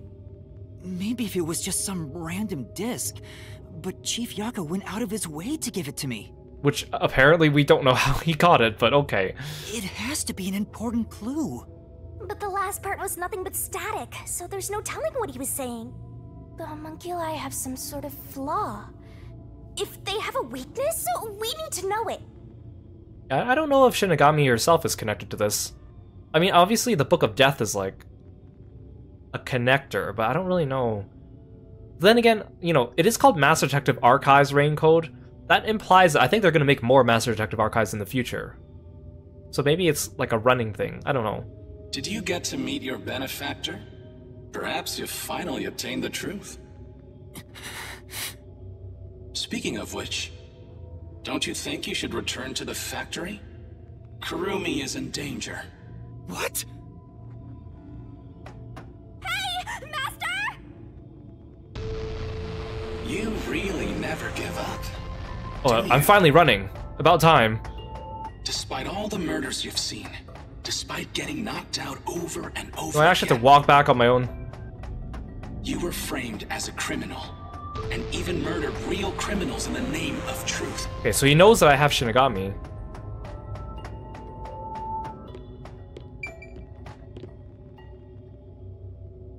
You see, the thing is, like, if they make a second Master Detective Archives, I would like to assume the writing gets better, but I'm not sure if I would get it. I'm surprised you still call yourself a detective. Oh, to be clear, that's a compliment. I guess it depends on how the ending of this one goes. A normal person would have fled. Anyone with even the slightest bit of a conscience wouldn't be able I'll still to do all the take it. DLC for this game, though. I'm committed. And yet, here you are. Like, there definitely is promise here. I think, again, that's what gets me very frustrated. There's something good to be had here. If you were using your abilities, but you're actually using a Death God's powers, aren't you? Huh? This guy knows about me? How? Perhaps you're trying to corner me with all these acrobatics. Do you see me doing acrobatics, sir? But in truth, this is the worst possible move you can make. You can never outsmart me.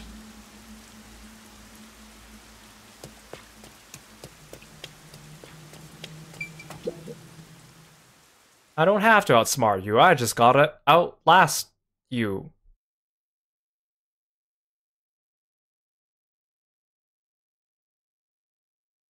Anything new here? No.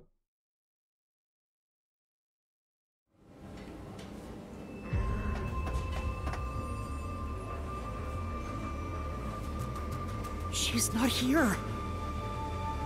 Kurumi, where are you? Knowing that Vladdy's personality, she wouldn't go back the way she came. Try looking for her up ahead. Right. Let's look that way first. Right here, Master! These guys are still eating.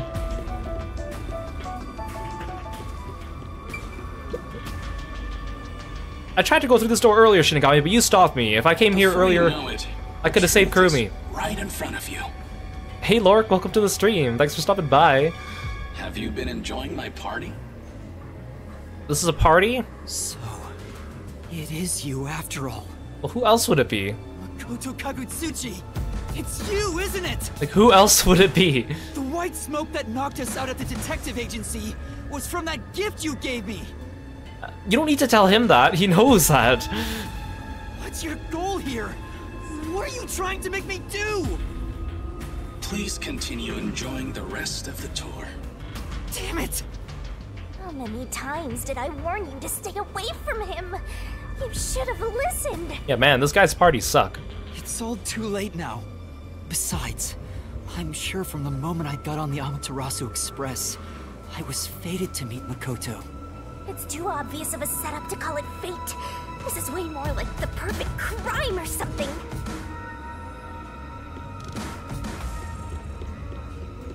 I really kind of hope that is the mystery labyrinth for this chapter just gonna be putting together the secret and not like an actual murder?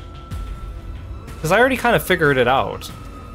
Like, other than some of the details, but I think I figured out the overarching idea here.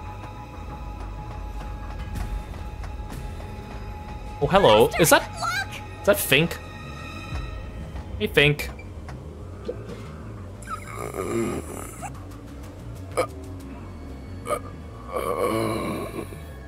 What are you buying? Is that the hitman who killed the chief? Is it you? Is it really you? Are you Fink the slaughter artist? Hold on, Master! He's not in any condition to talk! I did my job. He talked! Just like always. The only difference, the target was a detective. Is he talking about what happened? I'm Fink the slaughter artist's nice twin, Fink the laughter artist. During the hit, lot of commotion. Still, I did my job. I knew it'd be a tough job from the start. But I couldn't refuse. Makoto Kagutsuchi introduced me. Huh? The client didn't. No. But otherwise, I would have refused the job. After completing the job, I was told I knew too much. Damn. Master, if what he's saying is true, Makoto was the one who instigated the chief to hire the hitman. Does that mean he knew about the chief and Yomi's plot and took advantage of it? All to eliminate Yomi. And he took the chief's life too. Even me being there was part of his plan. He's had me in the palm of his hand all along.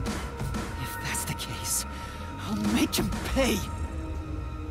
But why use such a convoluted plot to take out Yomi? He could have done it, like, it's just like how I kept saying that Yomi could have assassinated Makoto at any time. Makoto also could have assassinated Yomi at any time. Killing the hitman once the job was complete. Makoto Kakatsuchi sure is thorough. It's like he's totally emotionless. Oh, here we go, another I respect the guy more than I fear another him. pile of vegetables.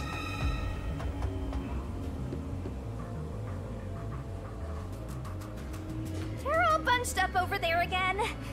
I think we can stick to the same old strategy. Okay, who left their iPad lying around?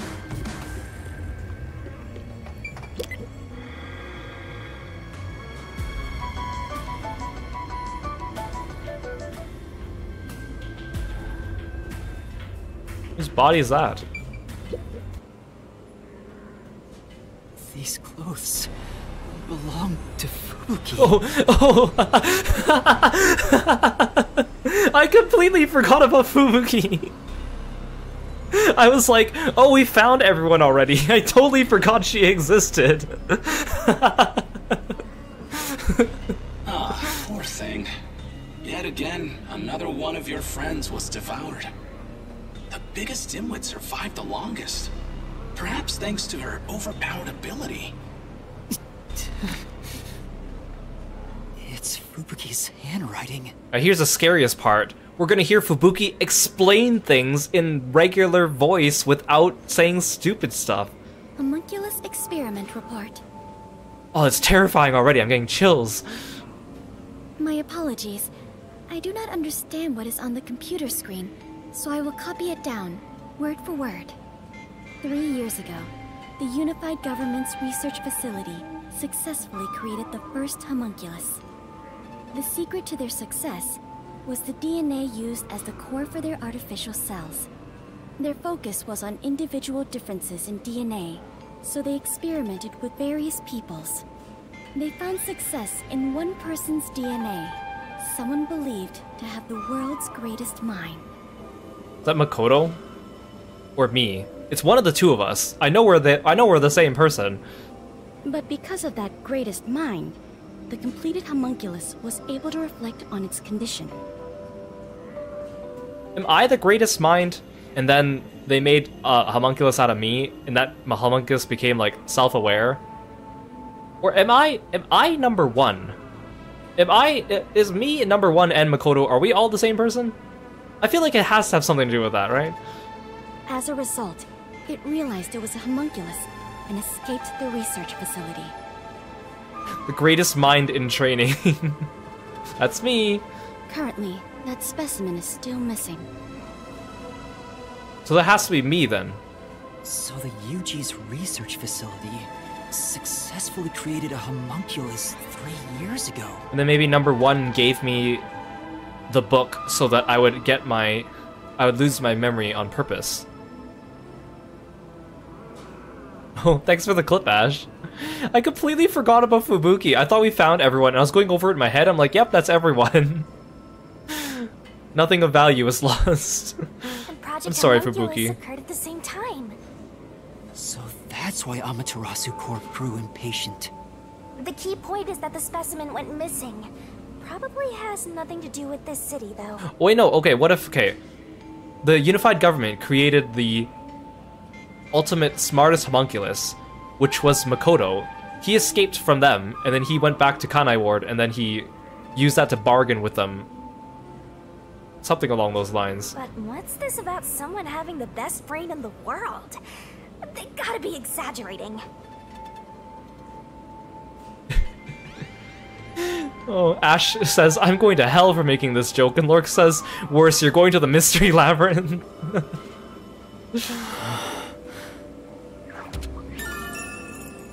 I'm pretty sure either me or Makoto or both of us have the best mind in the world. Oh, hi, Kirby. Are you okay? Where were you?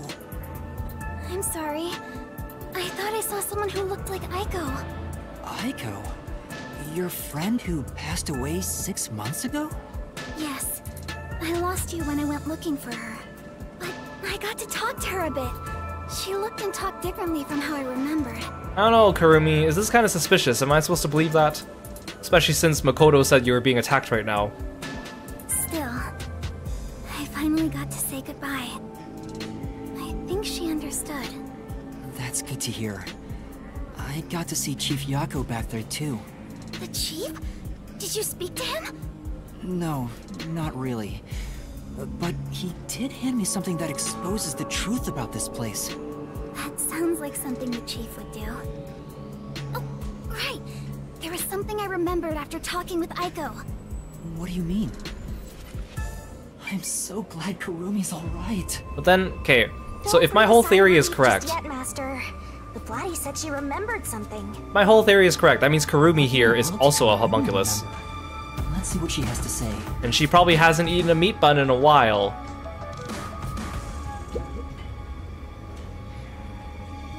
What did you remember?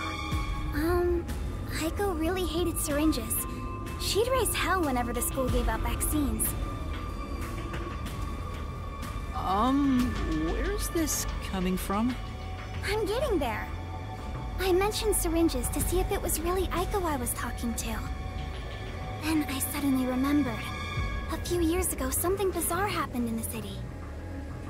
Oh no, Aiko's an anti-vaxxer. What happened? Everyone in Kanai Ward had to take a blood test. The Peacekeepers ordered it, and no one could refuse. So again, because they said that all the homunculi have different types of blood, which again, I think it might be... I know it's probably some arbitrary thing like that we can't see, but what if it's all the homunculi have pink blood, and that I have red blood? And that's why they explain the Danganronpa blood and Yuma not having the Danganronpa blood. A forced blood test?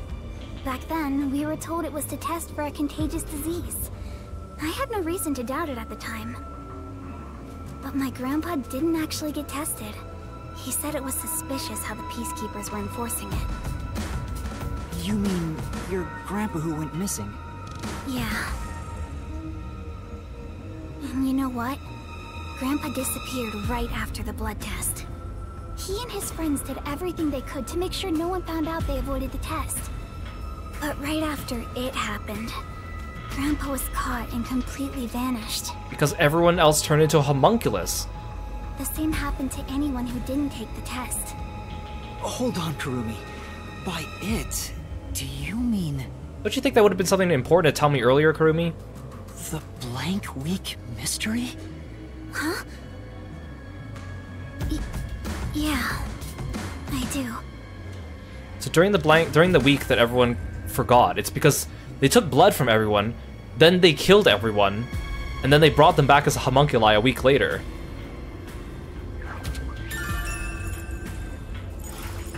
All I've heard is that the blank week mystery is a taboo within Kanai Ward. Can you tell me about it? What exactly is the blank week? I can't tell you anything. What? Why? No matter who you ask, you'll get the same answer.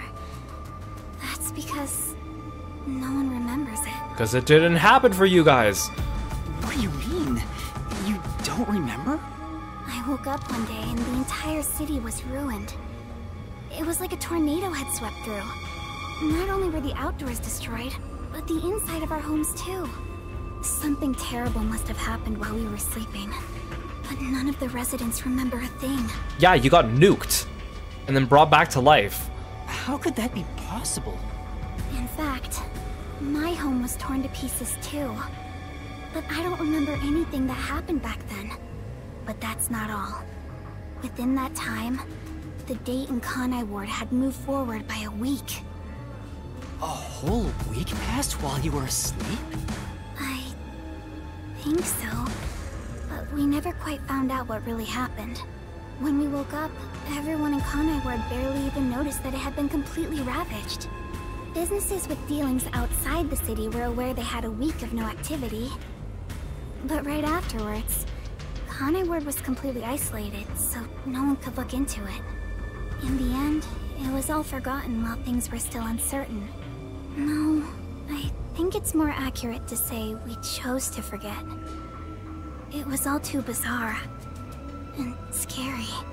It kind of became a touchy subject, and no one wanted to talk about it.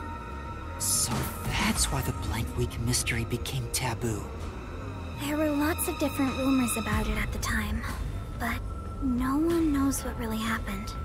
Some people said that Kanai Ward's clocks had all malfunctioned. Vivia's jealousy wasn't there. I mean, I guess Kanai Ward's completely isolated, but does that mean you guys don't have internet like everyone else? Don't you think someone would have posted this online and been like, hey Reddit, figure this mystery out for me? It probably got cut off from the internet too, dang. Some said we were all drugged by some organization. Others think our internal clocks got messed up and we all fell asleep for a week. By some organization? If only there was a big, powerful corporation around here that controlled the entire city and all its citizens. Oh well. But we don't know the truth.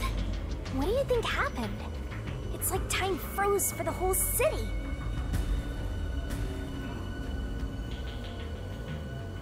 All we know is that my grandfather and others like him completely vanished back then. Kanai Ward's unending reign also began right after those events.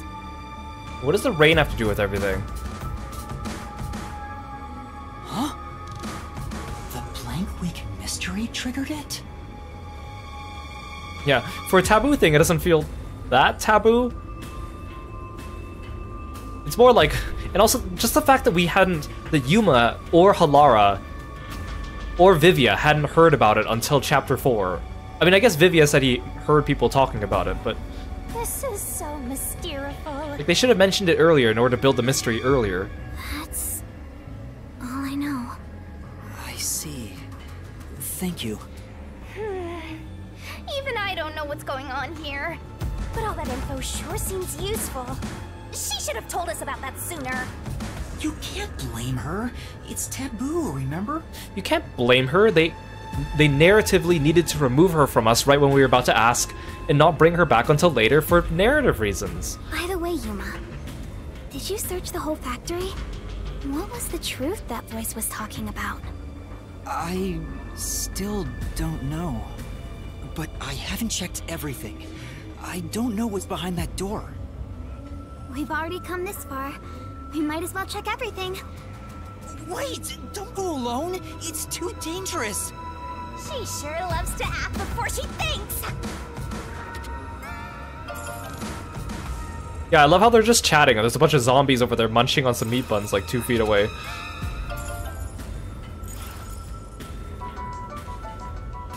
And again, I love this stupid theme song. Oh, I didn't mean to get that close. I was just trying to enjoy the music.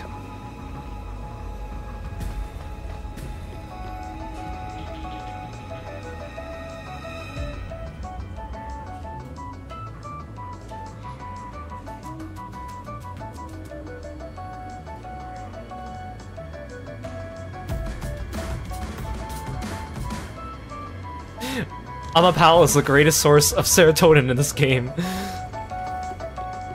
Oh, ooh, if I point my camera this way, it gets louder.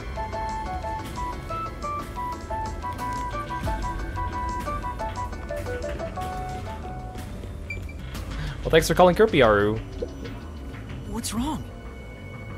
Well, I think I heard some strange noises inside. I also hear something. Kurumi, it might be dangerous up ahead. I'll go first. Huh? But... You hope the DLC is just Amapal dim sum. Leave this to a detective.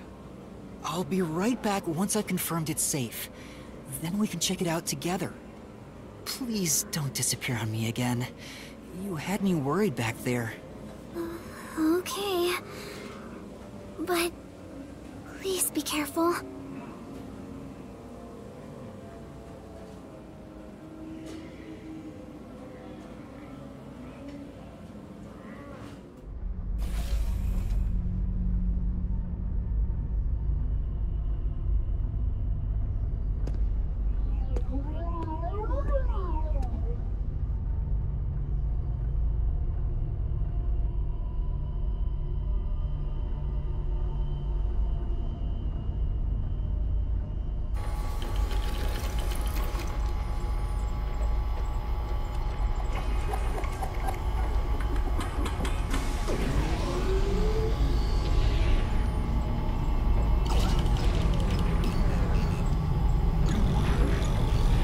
Oh my god, it's the puppet's bunker.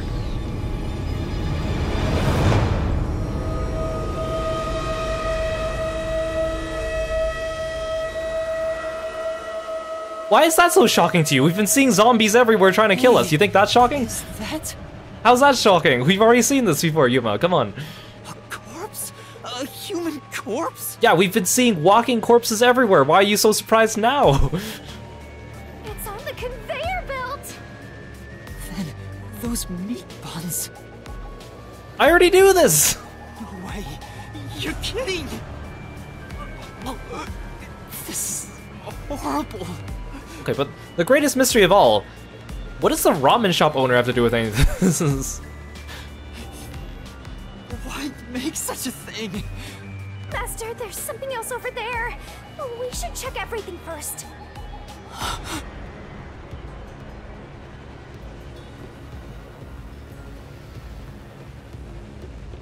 don't even want to think about what's up ahead.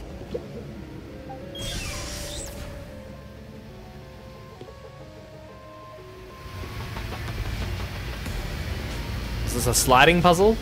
The ice is or the ground is all ice. They're all real corpses? What is this?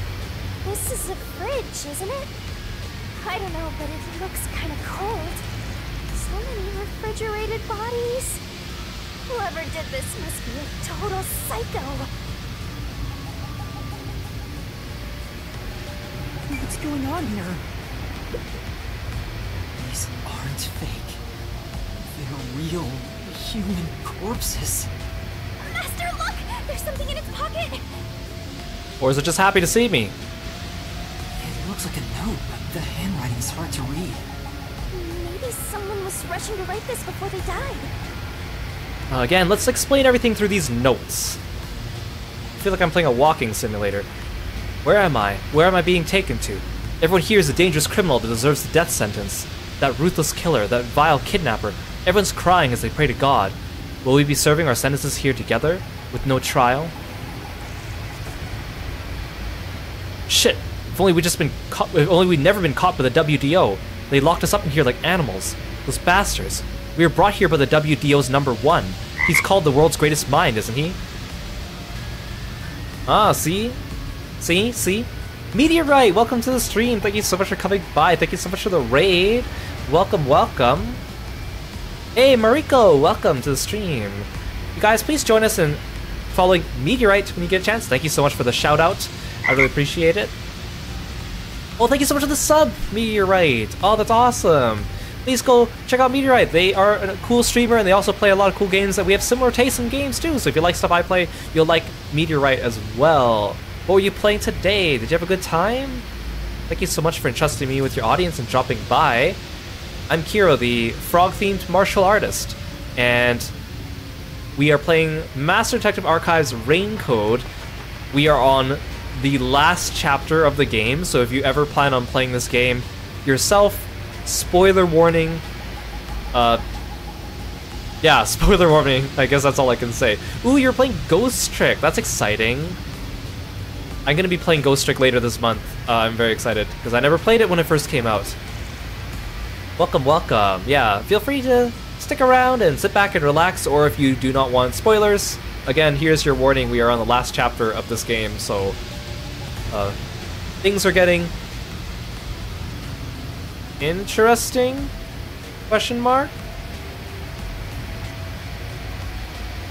Oh, your first time playing Ghost Trick and you're enjoying it? Oh, good. Everyone that's playing it now that never got to play the original is enjoying it. Yeah, I think I only played the Ghost Trick demo back in the day, but back in the day I couldn't find a copy of it. It was because I found out about it late, so it was really hard to get a copy because it was like a niche game and not very many copies in circulation. Oh, thank you so much for the congratulations on YouTube partner. Thank you. I really appreciate it.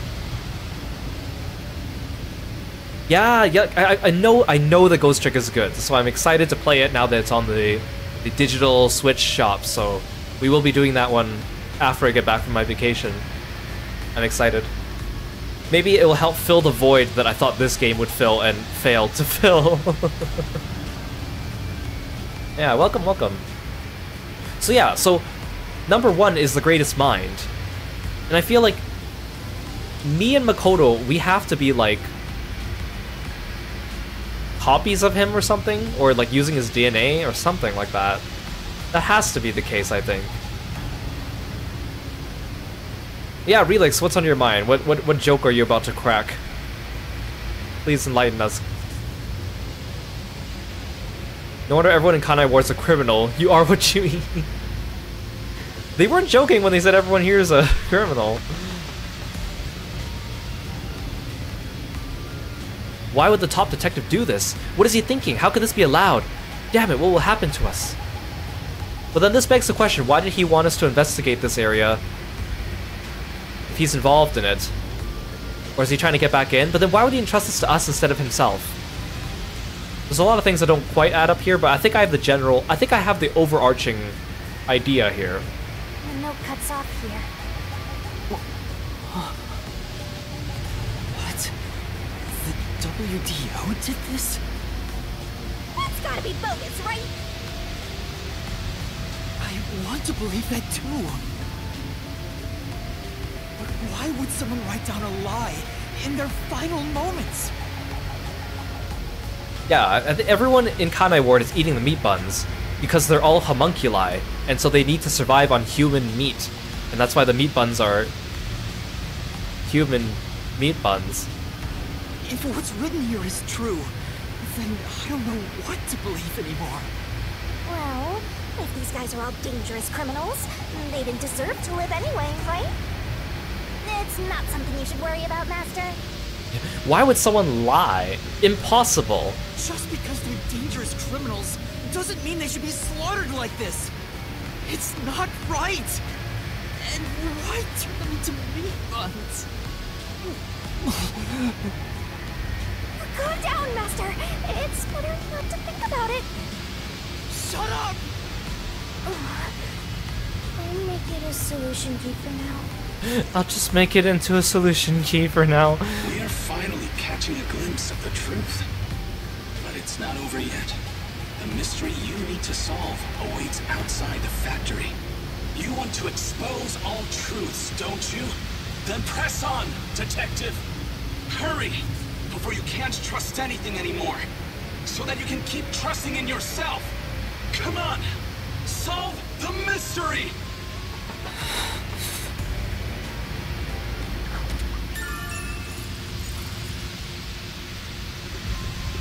Is it gonna be something like since Makoto is a homunculus, presumably, he can't die, so then he wants us to solve the mystery and reap the labyrinth to kill him so that he can die?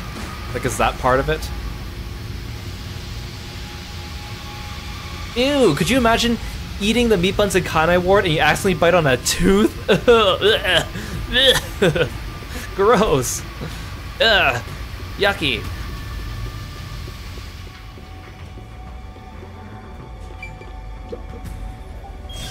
Kurumi, are you still there? Oh, hi. Yuma! What's wrong? What was in there? You okay, Kurumi? Have you been craving human flesh recently? No, there's nothing. Nothing at all. Huh? Oh. Too bad. What is it? You look pale. No, I'm fine. It's best if Kurumi doesn't learn about the meat buns yet. She's been eating those things for so long. Oh, that's true. Yes, you're right. Because Shinigami has killed people, and they came back as zombies. So I don't think that would permanently kill Makoto.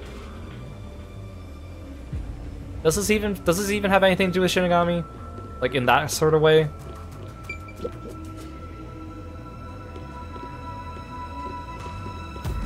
Like, I guess my question is, are they gonna somehow make Makoto like empathetic somehow before we off him? Or is he just gonna be irredeemable? The truth is waiting ahead. Are you ready, Kurumi? Yes, of course. Emotions must be discarded to reach a perfect solution through a perfect deduction. I'm kind of surprised Shinigami isn't treating this like Willy Wonka's chocolate factory. You're right, she likes dead bodies a lot. Huh? Never mind.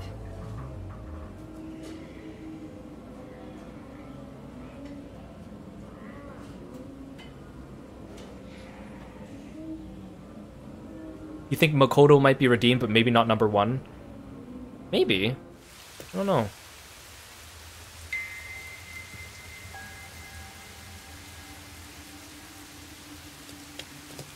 We can get out this way. I mean, at least there's no side quests in this chapter.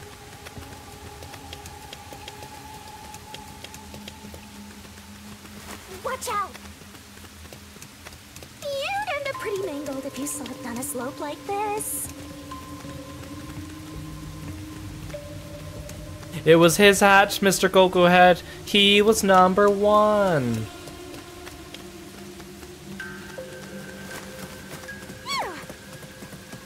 Again, it's inconceivable, again, that like the game didn't tell us about the restricted area or the blank week at all until the end of chapter 4. Like, at least Halara would have at least heard about these things beforehand. Do you hear that? Through the investigation. What is it?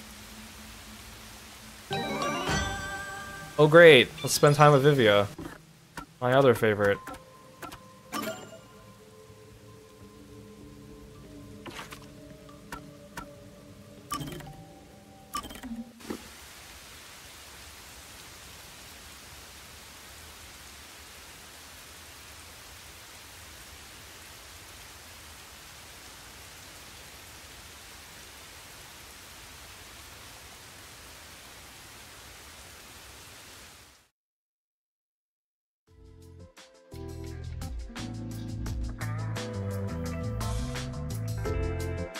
Vivia? I was thinking of making some coffee. Would you like some? Coffee would be nice, but there is a much greater problem. What problem? The large beast dwelling inside me is roaring louder than ever. No human could defeat the beast. What are you talking about? We can either grant its wish and coexist, or be consumed by it. Those are our only options now. Dude, you're just talking about your hunger. You don't need to make it sound so poetic. Right now, it is about to crush my heart, for I have ignored its desires. I have no clue what you're talking about. Please, help me. Help you with what? Even if I ask him, he probably won't tell me anyway. I guess you have to figure it out for yourself. The beast from within is about to crush his heart because he has ignored its desires for too long. What Vivi is trying to say is... He has a headache, his back hurts, he's hungry. Could it be that you're hungry? Yes. If I had to phrase it another way, I suppose that's it. Again, for a guy that doesn't like using extra energy, he could just say hungry instead of saying, like, 5 sentences that don't make any sense. You could have just told me that. I haven't eaten anything since yesterday. I can't take another step. I would deeply appreciate it if you brought me some bread or something. Exactly, yeah, Vivia is like Goth Gundam from Danganronpa 2, but without the charm and the Chuny energy. I love Gundam, he was so fun.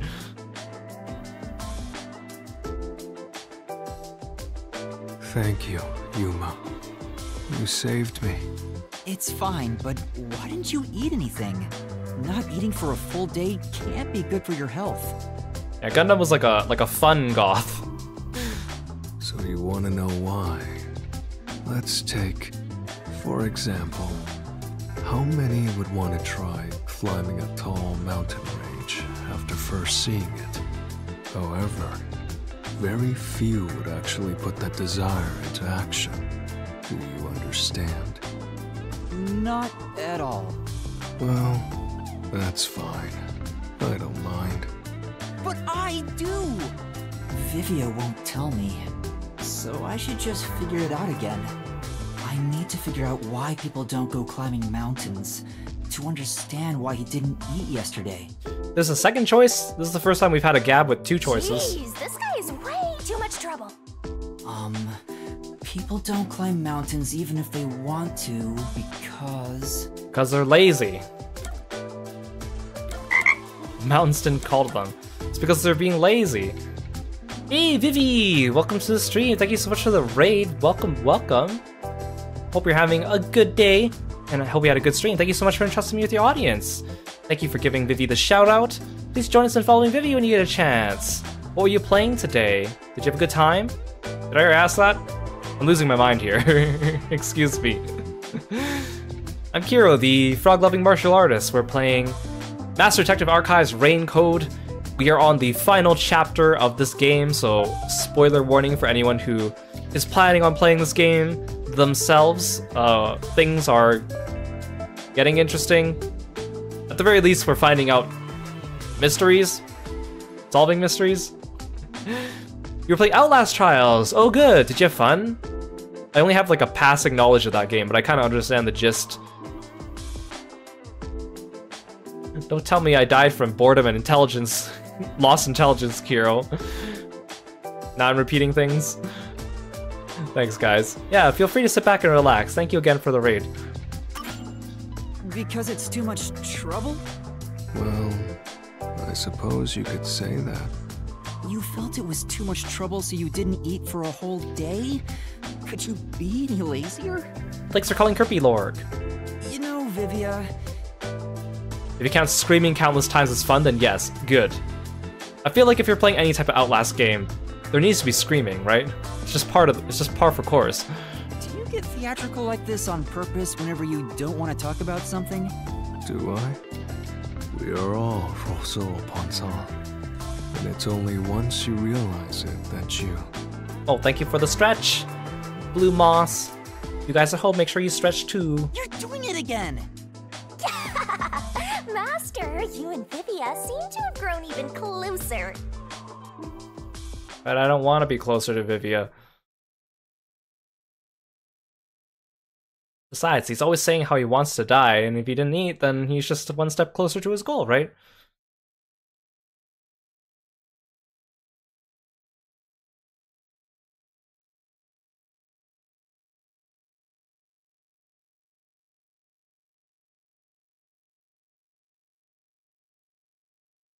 I still don't know how the ramen shop fits into all this, though. I'm still thinking about that.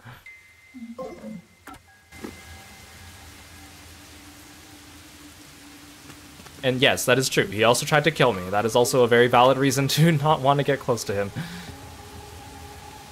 Yeah, if eating's too much work for him, he's probably also pretty stinky, right? He probably doesn't bathe. Maybe he's worse than Desahiko, who doesn't wash his hands after going to the bathroom. My heart's pounding just thinking about what might happen. Oh, another gumshoe gab?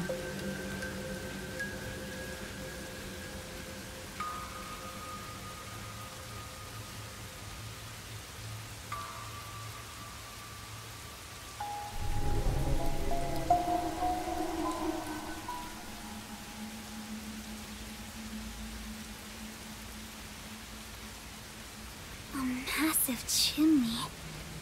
This looks like the public bath for the village. Vivia saw Desahiko not washing his hands after going to the bathroom and was like, this guy's on to something.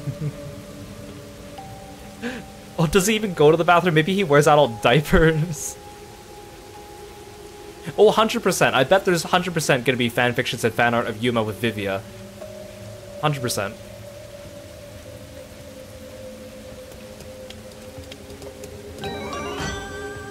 Well, yeah, I was about to say we're lacking gumshoe gabs with Yako, so...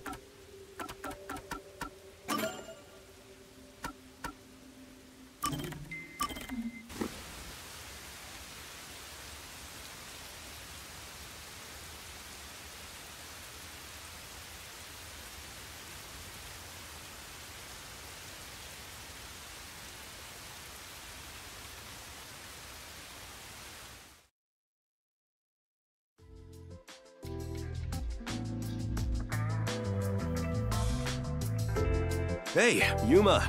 Can I ask you for a favor? Huh? What is it? What is it? You want me to murder someone? How do I put this? Why the hesitancy? That's not like you, Chief. Right. We're pals after all. Yeah. Then I'll say it. Well, will you lend me some money? I'm kind of in debt to Halara. No. Huh? Why? You said we're pals! I did, but I don't have any money. You can't draw blood from a stone. I heard kids these days have lots in savings. Why do you even need any money? You should have more than I do. Well, I've been drinking more recently, so my living expenses have been stretched thin. Isn't that your own fault then? Sheesh. My employees are so heartless. I wish some super profitable job would fall into my lap. If only I had a master detective's abilities, I could easily make some cash. Yeah, I feel the same way. A master detective could make a ton of money if they use their powers for profit. Right? I wonder why these guys just work as detectives. I don't understand it one bit. Speaking of, you've met a bunch of master detectives, haven't you, Chief? Huh? Yeah, I sure have. Have you seen any particularly amazing abilities? I'm curious about what other kinds of master detectives are out there. Amazing abilities, huh? But to me, they were all amazing, since I don't have any myself. Were they all amazing, though? What about that girl, Melanie? Was that amazing? Is her ability amazing? What about Zangi? Is his ability amazing? The ability that's outdated because phones exist? Huh? Is that amazing? But among them all, the one that really freaked me out was the ability to hear the culprit's inner voice. Huh? Wouldn't that make them unstoppable as a detective? Yeah, it's considered the all-time ace up the WDO sleeve.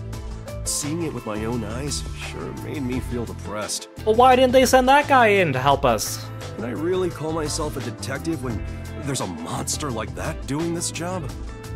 Right. It makes me feel unsure myself. In fact, it brings me down whenever I compare myself to everyone here.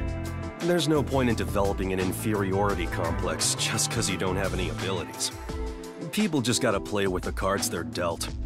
Even if you're dealt a terrible hand, sometimes, just sometimes, you can manifest the power of the Joker card.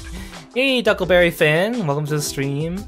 Melanie could have made a lot of money doing seances and counseling, probably if she wasn't so picky about the clothes that she wore. But having no forte is like not even being dealt a hand.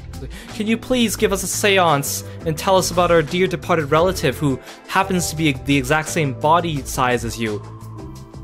No. Her sense of fashion was way off, so I'm not gonna do that for you. Sorry. That's not true.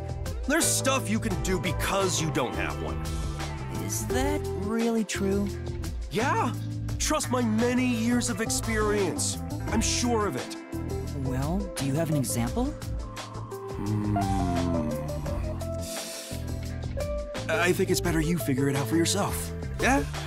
What do you think? Think about it. What can you do without any abilities?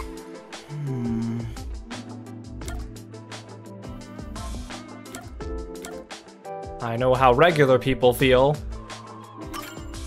I know how regular people feel? Yeah, that's it. Although if you had the ability to read minds, you could understand people's feelings and use it for information, but you'd never be able to join them among the have-nots. To be the same as the vast majority of people is a powerful tool for a detective. That's why there's no need to feel down, even if you don't have any special powers. Right, I'll keep that in mind. Chief, sometimes you say some really profound things. Sometimes? What's that supposed to mean? Master, you and Yako seem to have grown even closer together. Oh great, me and Yako grown even closer together. That'll be useful for the future.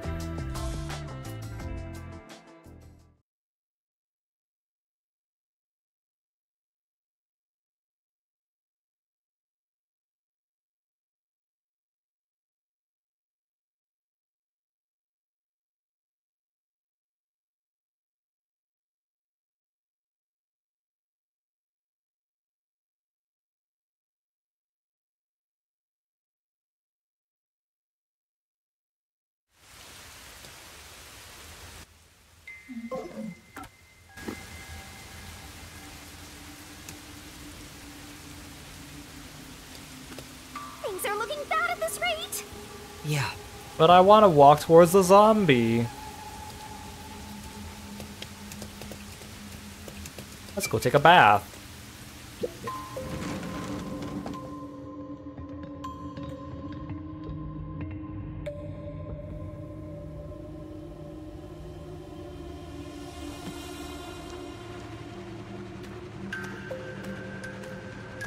Whoa! What's that? What is that machine? It seems to be connected to the chimney outside. Is this the rain machine? Whatever it is, it's a bit excessive. Could this be part of the truth he mentioned? Master, there's a switch. What do you want to do?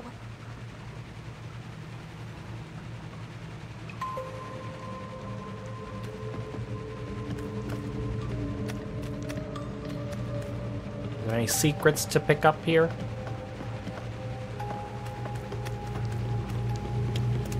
What? Are you Let's going hit to this flip the switch? big red button. It stopped. Huh?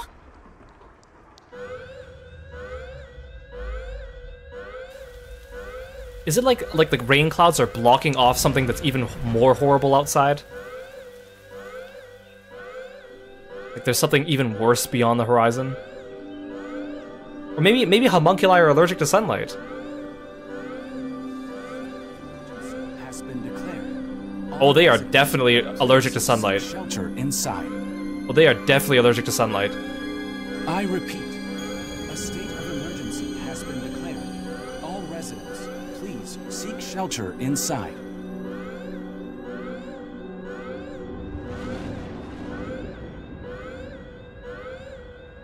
I like how it just turning off these chimneys just immediately clears all the clouds.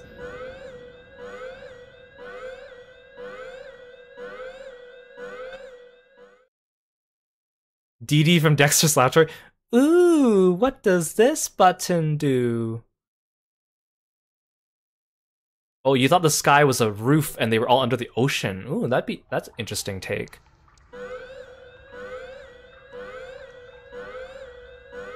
The sky's clearing up. So the stuff coming out of the chimney was... Oh no, Kurumi's gonna start, like, birding up. rain clouds? Huh? This machine's a device that creates rain clouds? The machine creates artificial clouds to make it rain all over Kanai Ward. To think, even the rain has been artificial this whole time. You really thought it was natural rain? There is no truth in this city. Everything is a lie.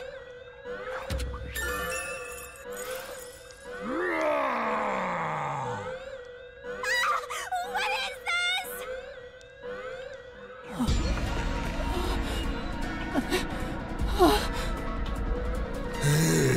Oh, they are going feral.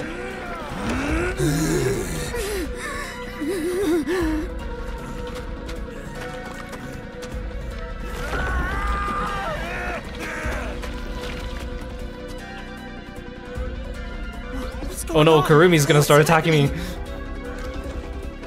Kurumi!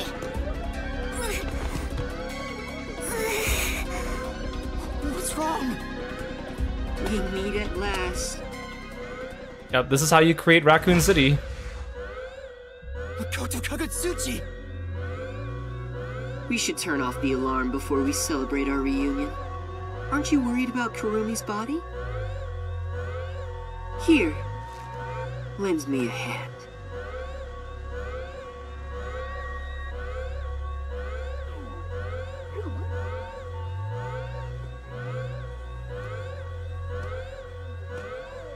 Why do we have to go hold his hand? Become my right hand.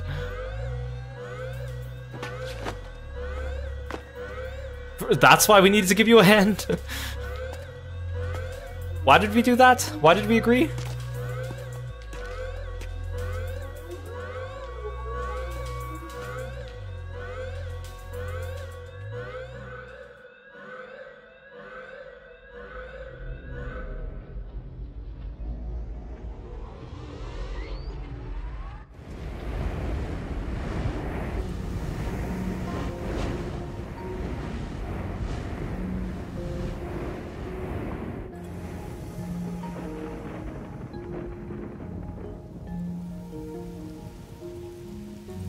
I do need to hold hands to get coalescence, but that's assuming that they have a forte and they're willing to share it with me.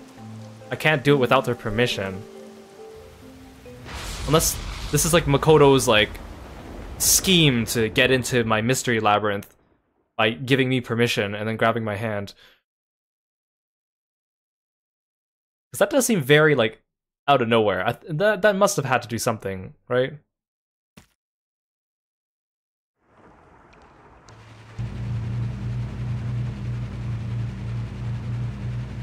The rain is back. It seems like things have settled down. What was that? Is it because I stopped the device? Master, be careful.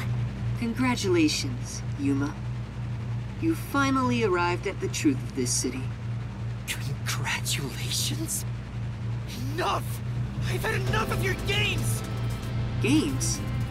I've been taking this seriously the entire time. Especially when it comes to Kanai War. What is your goal? Why are you doing this? You still don't know? I want you to understand the truth about this place. The truth? You mean this big device? This is but a small portion of the truth. Of course, I'm the one who created this contraption, although it's a rather makeshift design. Using the old bathhouse's chimney was brilliant, The melding of my genius ideas and the world's best technology. Not to be that guy, but you feel like an Eternal Rain machine would be way less practical than just building a dome around the city. But then we couldn't call it Rain Code, right? What is this, Master Detective Archive's Dome Code? Come on. Why did you even make it? I don't owe you any explanations, but you've made it this far, so you deserve something. As you know, Amaterasu's experiment resulted in defective homunculi. Do you know the fatal flaw within all defective homunculi? One is an extreme decrease in intelligence when they're resurrected. In other words, they turn into zombies. They may be immortal, but upon returning from death, they become monsters that seek human flesh. The other flaw is sunlight. Sunlight? When defective homunculi encounter sunlight, they become extremely stressed and lose control. They'll return to normal if you block out the sun. But while they're berserk, they lose all reason and memories. Reason and memories? To be exact, it's an allergic reaction to ultraviolet rays. If left in this state, they eventually die. But things will continue to spiral out of control. Once they die, they turn into zombies. In other words, sunlight is the greatest enemy of the defective homunculi. So you are blocking out the sun for them. And to do that, you created a cage of rain over the entire city? When the clouds grow thick enough to block the sun, rain starts to fall. It's a natural phenomenon. To keep them stable requires clouds thick enough to cause rainfall. I can form rain clouds all across Kanai Ward from here. The altitude and wind conditions make it ideal. The result, of course, is that Kanai Ward became a city of unending rain. Why build such a major contraption just for some defects? How dare you call Kurumi that? Yuma hasn't figured it out yet. Thanks for coming by, Vivi. Yeah, take care, and appreciate you for the raid as well. I appreciate it. Thank you so much for dropping by. Defects, Who are you to say something like that? What do you mean? You've lost so much on your long journey here. But now, well, look at your hands. What do you have left? Hey Evie, welcome to the stream. You're right. Maybe I am empty.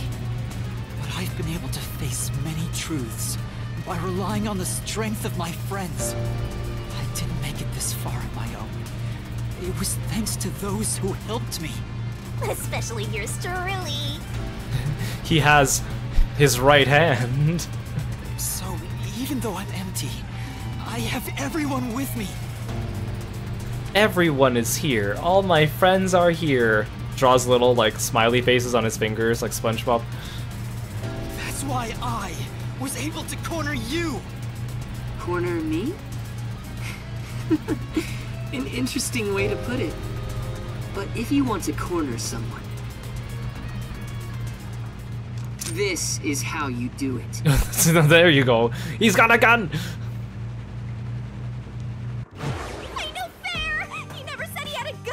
Do I have the mystery labyrinth now?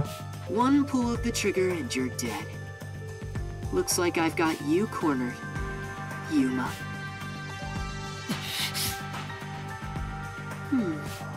There's a spark in your eyes.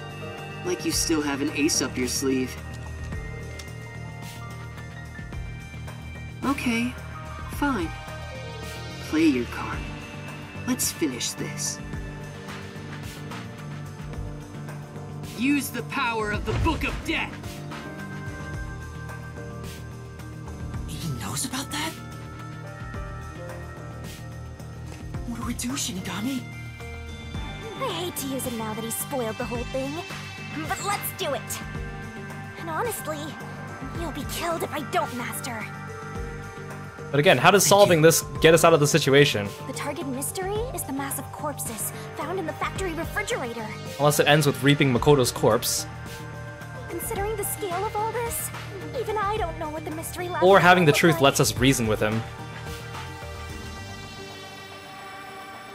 What's wrong? Hurry up. The mystery you want to solve is right here. Come on. Solve Kanai Ward's ultimate secret! Expose all of my crimes! Like, is his goal Kill or be killed? because he wants to receive judgment? Yeah, next time on Dragon Ball Z. There's no time to hesitate. Are you sure? One wrong move and you'll be forever trapped in the mystery labyrinth. Of course. And I won't blame you if that happens. You've saved me so many times already. Okay, now's not time to blush. Here goes! Right. Let's do it, Shinigami. How, Makoto, how could you betray me? I saw you naked the first time I met you. The final mystery labyrinth. Wait, so time's already frozen because he already just took a step forward and said that while Makoto wasn't moving. Mystery labyrinth!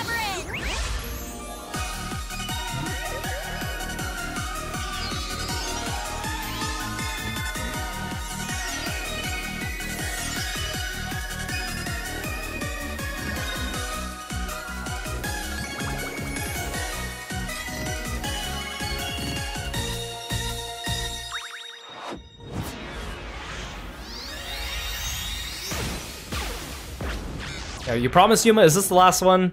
Ever? None in the DLC? None in the sequels? Also, does it really count as Makoto, or as Yuma solving the mystery if Makoto literally just gave him all the clues on a silver platter? Like, does that really count as him solving it? It really feels cheap, this chapter. He just kind of handed us all the clues with like a bunch of random exposition that came out of nowhere. Okay then. Wait, if this is our last one, can we do it normally? You know, together. Sure, I don't mind. Psych! Kicks him in.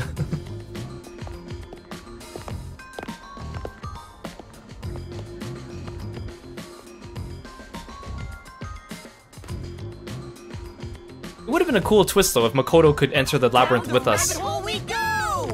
Since we grabbed his hand earlier, right? That would have been a cool twist.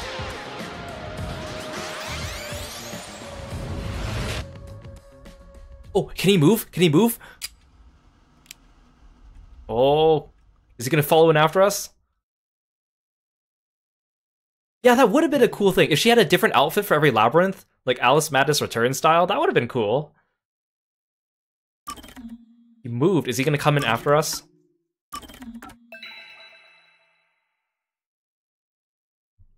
Okay. I thought this investigation would be a lot longer because the previous chapter had like a 6-hour investigation, the previous one had like a 5-hour investigation, so I was expecting the last one to be very long, but it wasn't, which is fine. Now, like, the twists we're having here are interesting, but again, they just kind of out of nowhere.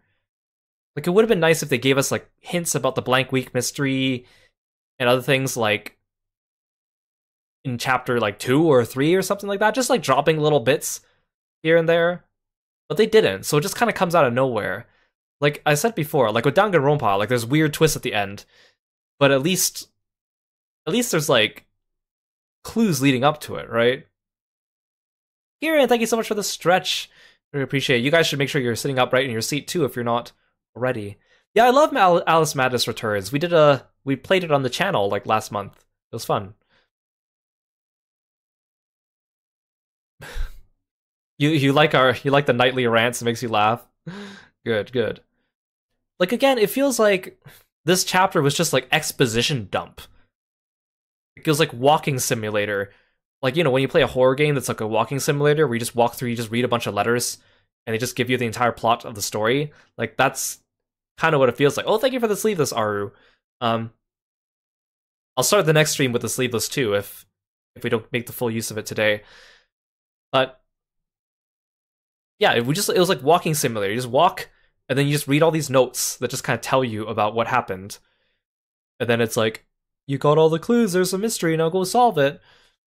It just doesn't feel right. It doesn't feel like I know we're kind of concluding the game here and bringing everything together, but it doesn't really feel like it's well earned. I don't feel like I've really earned anything here. And I mean, I figured out I still can't believe the meat buns was actually a thing, because I kept joking about that, but like, obviously we figured out that everyone's a homunculus, and that you need to eat the meat buns to survive, which apparently Yuma still hasn't pieced that together. So I feel like the first hour of the Mystery Labyrinth is already going to be that. And then I still think like Yuma and Makoto and number 1 are related, and one of them is a homunculus of the other in some way, shape, or form. I mean, there isn't really... How does the ramen shop fit into all this? How does the ramen shop fit into all this? Why do the ramen shop NPCs have portraits? Why was he, like, stalking me? Whatever. And I guess we still need to figure out what happened to our detective pals, because I don't think they're actually dead. But maybe I am just hungry for ramen. I had ramen last weekend. It was delicious. I went to my favorite place. Ramen. Anyways, yeah, I will finish this game, of course. Tomorrow will probably be the last stream. We're going to finish Chapter 5, and then we'll do the epilogue. And then on Wednesday, I'll read the prequel novel that came with the first run order of the game, the Yako prequel novel. And then we'll be done with this game until the first DLC drops. I'm not even sure if I'll play all the DLC on release. Maybe I'll just wait for all the DLC to come out and just play them all, like, consecutively. I know the one at the end of July they said is about Desahiko, and then they haven't revealed the other ones, so we'll see. Watch all my friends jump into the Mystery Labyrinth with me. I mean, I wouldn't be surprised if there was like manifestations of each of your friends helping you out to kind of like bring it together. It feels like it'd be pretty lonely if it was just me and Shinigami, like in Chapter 0, and she'd probably get on my nerves, but yeah, give my brain a little bit of rest. What if they are all dead, though? Then I don't know. If all my friends are dead, then... C'est la vie, I guess. I guess that means Vivia got what he wanted in the end. Alright.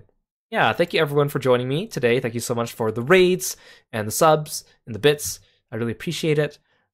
Let's raid my friend Cassie. She's celebrating her 2-year VTuber anniversary. So let's go drop in on her and wish her a happy anniversary, and I'll see you guys tomorrow. Yeah, thank you everyone. Thank you. I really appreciate it. I'm glad you guys are still enjoying the series. Like, honestly, I can say I'm still enjoying it in the sense that I'm enjoying it with you. I'm not, like, suffering despite all my complaining. So, yeah, I'll see you guys tomorrow. Stick around for the raid, and again, wish my friend Cassie a happy VTuber anniversary. Bye-bye.